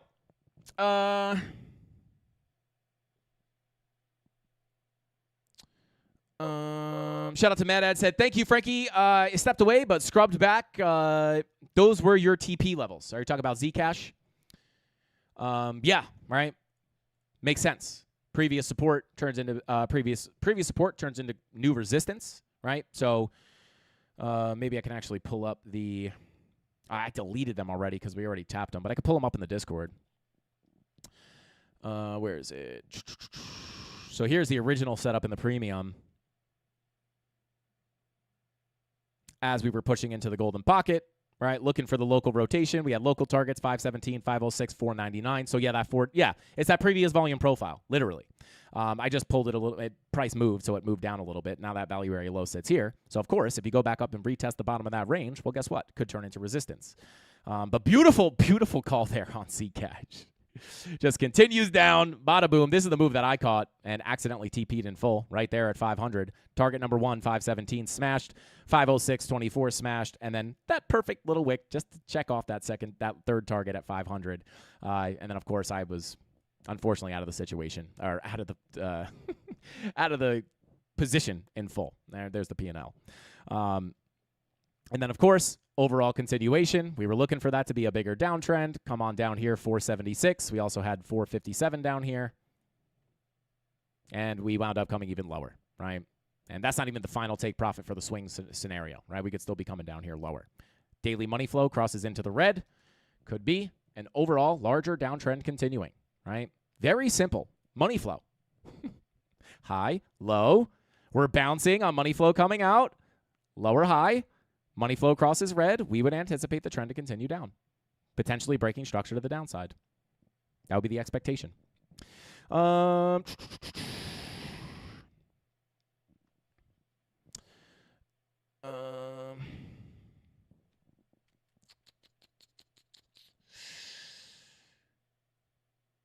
you take a look at Litecoin? Actually, real quick, before we take a look at Litecoin, took a look at Ethereum, took a look at Solana. Yeah, Solana's still just hanging out below here. Again, locally, hopefully we just crack the highs. But again, if the bigger drop happens, the bigger level of support is sitting down here. On Solana, that sits at about 127.20 to 122.54. And then, of course, on XRP, rejecting the point of control perfectly here. Continuing down. Yeah, just base case here, guys. It's like I would anticipate the 4-hour money flow to continue down. I just don't usually bet on a fake out. I never really look at this and say, oh my God, we're gonna fake out to the upside. I always like to see this kind of rotate. It's not impossible to fake out, but again, the base case is just always gonna be nice little clean 4-hour money flow wave. I'd like to see that kind of rotate down, but you do have again the mixed signal same as on Bitcoin. It's like these high time frame green dots print with these lower time frame money flows coming up, looking to cross over into the green. 30 minutes kind of far away. 24 minutes getting closer, 15 minutes about to cross green. We have the 4-hour green dot confirmed, 5-hour green dot about to print, 6-hour green dot about to print, 8-hour green dot looking to print as well. Mixed here, right? And again, with the way I'm positioned on Bitcoin, I'm just sitting on my hands waiting to get stopped out and profit one way and let the other trade run. We'll see what happens. But yeah, XRP, same thing, right? Value area low is going to be your most important level of support at about $2. Taking a look at Litecoin.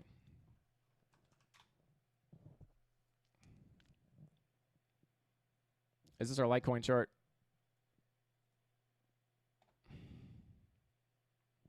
Yeah, look at that. I don't remember the exact last time that we looked at this. Let me just drag that in there. Pull up the bigger range. Yeah, so here's the thing, and I will take a look at total 3 as well.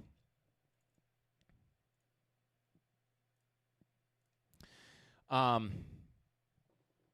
mean, 2 major ranges here. That's not the range. Major value up here in the 2021 highs, or range, I should say. There's your bear market range, right? I see this with high time frame money flow coming out. Continuation through the profile, eventually, right? This level sits at about $61, right? So if we can't get back above that POC at about 91.66, of course, deviate the high, back into the range, POC, get stuck, lose the POC. Eventually, you're looking for a move down to the value area low. Technically, the value area high here, right? That's the magnetic nature of the rotation of the volume profiles.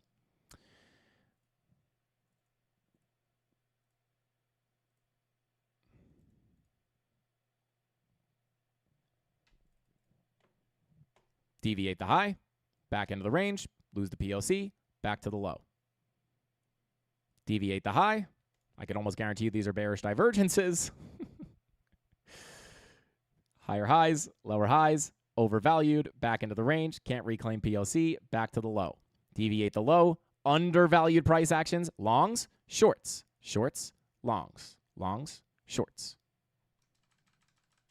I can almost guarantee you this is probably bullish divergences. There they are. You can't see them. Lower lows, higher lows, back into the range, hold on top of the value area low, money flow starts to come up, looking for the full volume profile rotation. Rinse, repeat, rinse, repeat, rinse, repeat. Now, the only weird thing here is because you have the you have this wick. You got this like big liquidation wick, which, you know, they say where it wicks, it sticks. So that kind of, yeah, I mean, this is definitely your biggest level to look at to the downside. Your high time frame money flow, 3-day money flow in the red. This continues down. That would be the anticipation. So I would still say that's probably the higher probability. If you get bigger retracements, right, this value area high at 104.67 is the big level to get above. So there you go. And take a look at total 3, right? Let's take a look. For total 3, to get a much bigger move up, this is the level I'd like to break. Anchored VWAP sitting at 940.12 billion. Same thing here. Deviation above the high, bearish divergences. Not that we trade total 3, right? But you would anticipate that this is overvalued based off the relative price action. What do you look for there? Not that we would short it, right? But like you would be looking for a move down. What happens if you get accepted into the range? Ignore the liquidation wick for the explanation purposes. But either way, right? You break the high, you go right down to the POC low, right? But either way, you come in, bearish retest. You're now in the range. You're expecting the POC. And look at this.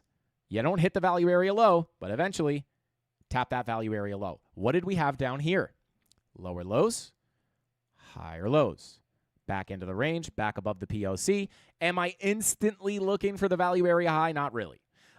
Just because of your money flow being in the red here, right? So if I want the overall continuation of a larger trend, maybe to all-time highs, I would need this money flow crossing into the green, which we do not have. Take a look at the weekly. Weekly money flow is also coming out. This is not what you want to see for massive new all-time highs, on total, at least, or total 3.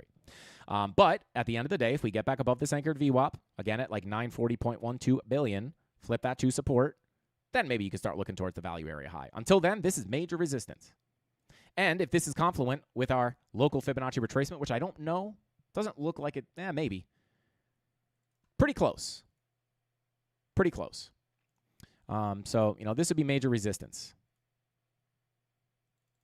You can read the numbers here on the side of the screen, right? That will be major resistance, and this anchor VWAP will move down over time. So we'll see. And then, of course, you can watch the 786 here. Those would be like the biggest levels of resistance on total 3. Once you snap that 786, well, hey, you might get to fulfill the volume profile. We do have daily money flow trying to come up, right? So that's going to be something to watch on total 3 as well. Daily money flow trending to the upside. Pull from the high to the low, right? And then your biggest macro level of resistance, the highest you can retrace before looking for new highs. Line in the sand for all-time highs would be breaking above 1.08 trillion. Maybe you get the full rotation. Got to be careful of the deviation back into the range, back down to the low. That could eventually play out depending on what the chart looks like when we get up there. But if you wind up getting the full rotation and you start flipping that 786 to support, maybe your 6-day money flow is scamming all the way back into the green. Again, doesn't look likely. This chart says to me, lower high, lower low. Even if it's just to deviate back down below the volume profile again and not get a super big drop. Higher time frames do still look a bit bearish, but if you get this rotation, at the end of the day, we'll see what happens at that 786. That's the highest I'd be willing to look at right now. High time frame, still pointing more towards something like that until something changes. So we'll see what happens. I'll just leave that on the chart. Gold and silver. Shout out to Taylor. Thank you for the super chat. Yeah, I could take a quick look at gold. Let's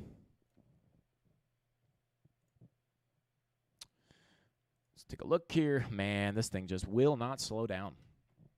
All right, well, we are literally at our last Fibonacci extension zone, right? That we've been looking at least. Not that there's not higher targets. Let me get some of these lower levels off the chart just to clean.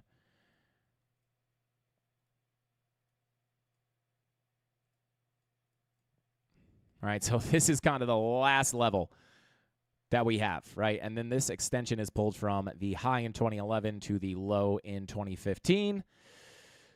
So where are the next targets that we can look at? Let me pull some more of these. Hang on.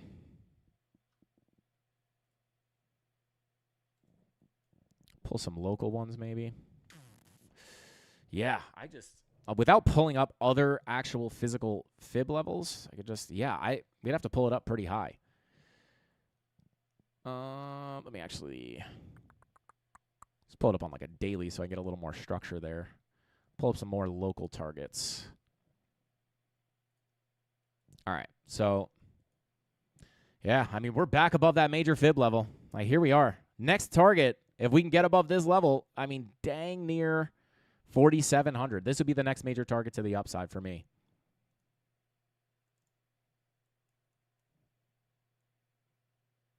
Yeah, man, this thing's insane.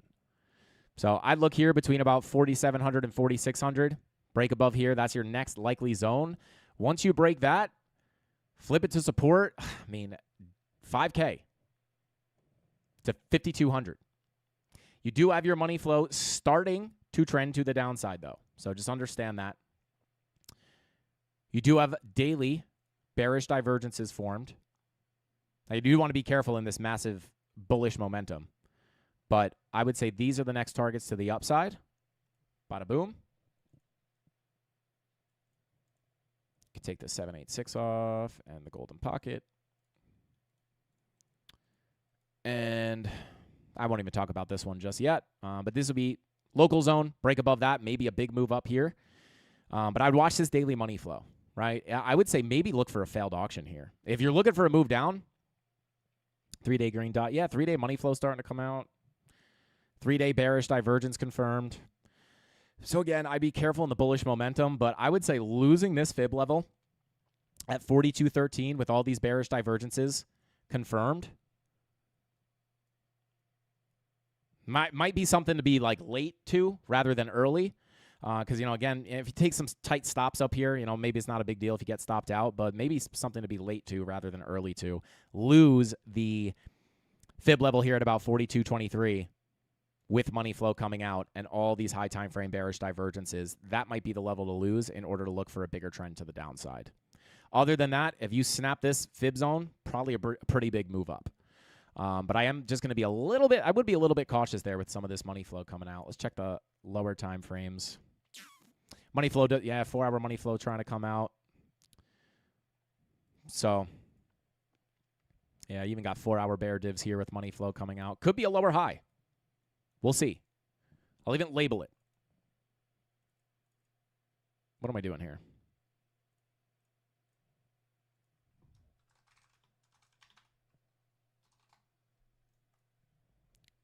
Right, let me just see. Golden Pocket 786.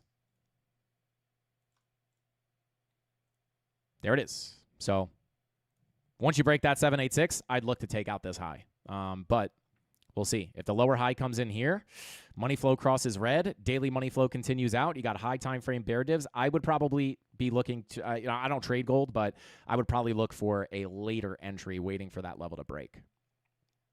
But we'll see. Lower high. If not, if you break this, I'd be looking up here. So there you go. Silver is probably, let's see. Yeah, silver just continuing. Still, you don't have the bear divs here on silver, at least on the 5-day. You don't have them on the 4-day. Starting to get them a little bit of exaggerated divergences on the 3-day, 2-day. Daily bear div confirmed. So, again, this would be something like I would wait for a sign of weakness. There really is no sign of weakness here just yet. Maybe money flow starts to come out a little bit. Daily money flow starting to trend out. But you are trying to catch that early. Probably be something that I would want to at least see a loss of this level, if not a loss of this level, before seeing actual weakness come in. If you continue up, I'll just give you the next target. Would be sitting right here. 98.61 to 111.79. And then, yeah, that would be the next target to the upside if I had to look for one. 4-hour money flow trying to come out. Hopefully we can see this cool off. We can see this stuff cool off. Maybe we can get Bitcoin to get a little bit of a move. But there you go. Let's take a look quickly here at Bitcoin.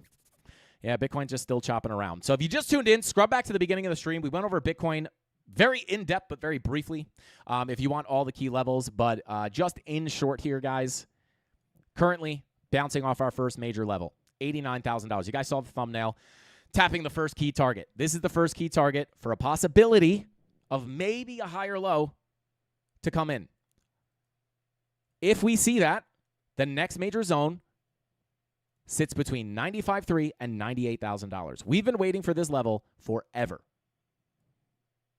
Golden pocket retracement, value area low. If we get hold here, there is a possibility of a higher high coming in. I have to say it's possible. However, I prefer the second zone. Now, I am already holding along from lower, right? So I don't mind if we don't come down to this level. I prefer to see it hit because we have a lot more confluence. You'll see that in the beginning of the stream if you scrub back. I prefer to hit this level, but if we continue up, just understand, I'm not stuck needing a position down here. So I'm happy to sit out and hold my bigger position from the low because there are mixed signals. So if we lose this level, the last level I would want to hold is sitting down here. Once we come down, if we do come down here, which again, 2-hour money flow coming out, this could indicate continuation of lower highs, lower lows. I prefer this level. If we don't get it, totally fine. I'll make money on the way up. And I've already got my profits locked in on the short. This sits between 88,361 and 86,324. Got liquidity sitting down there below as well. Once we lose that level, if we cannot reclaim it, I will be looking for a bigger drop to the downside. We'll cover those lower levels tomorrow if we have to. If not, we'll probably just be talking about the higher levels. So with all that being said, guys, I think that's all the time we got for tonight's live stream. Thank you all for hanging out with us here on these free will live streams earlier during the day. I'm going to go drive my new car. What do you think I got, guys? I did buy a new car. I'll give you a hint. It goes, whoosh. That's what my new car does.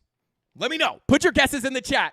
And, yeah, I'm going to go find a reason to go drive that car. But I'll see you guys tomorrow. If anything crazy happens, I don't plan on going live at 5:45 at this point. But if something super crazy happens, maybe I'll drop a market update or something. But until tomorrow, guys, that's all I got for today's live stream.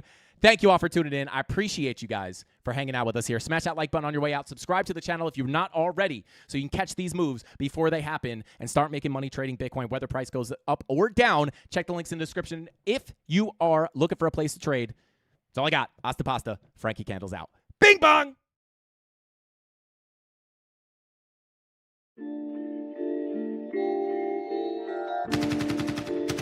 Coach, what's next for me, Joe? I'm gonna get that second bell. Where the f*** is it?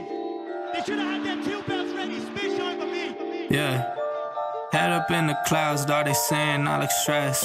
I've been feeling down, pray to God that I'm up next. Remember when she blew me off, that's why I can't text. Now she call me petty, but I swear I can't forget. This ain't a test. Now they saying that I ball like Jerry West. Coming back for what is mine, can't take no less.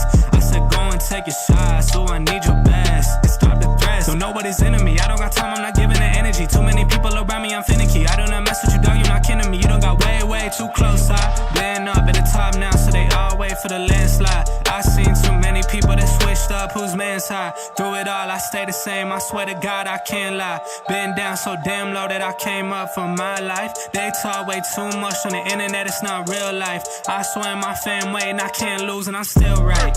Still right, I swear that I'm working, I'm up till like midnight. It's real life, I got a time and I'm coming to get mine. In time, I cannot lose and I'm coming right inside. I'm in my, yeah.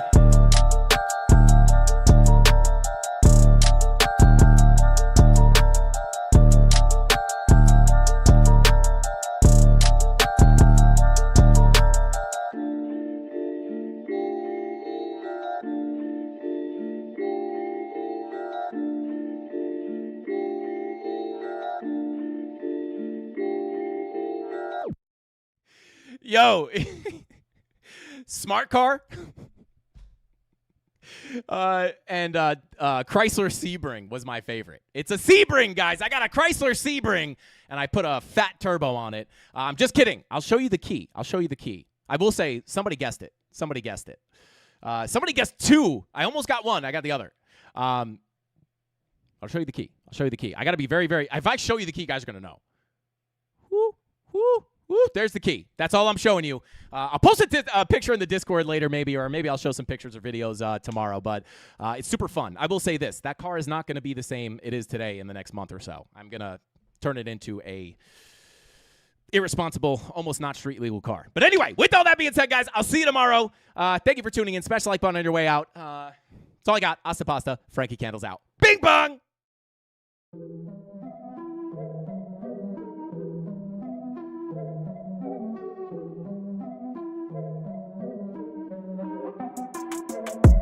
Here we go, at the top of the class on a roll, and it's time to run it up, yeah you know.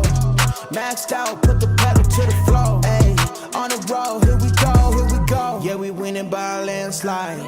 Never see me coming, I'm a landmine. Yeah, I ain't taking orders in command like, yeah, you about to see me on demand like, you know on demand.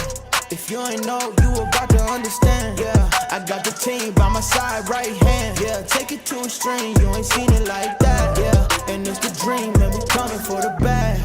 Yeah, and we ain't never going back now. Future expedited, now we on the fast track now. They won't lend a hand, now they see us on the map now. It's time to act out.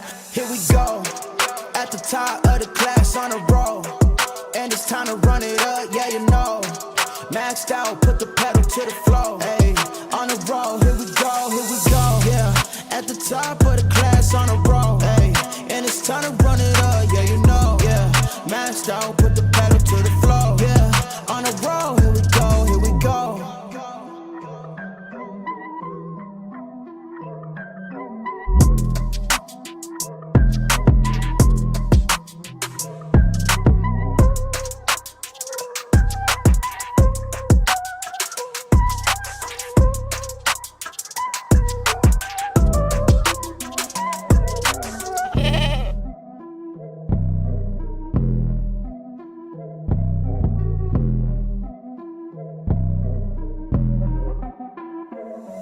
Here we go, at the top of the class on a roll, and it's time to run it up, yeah you know.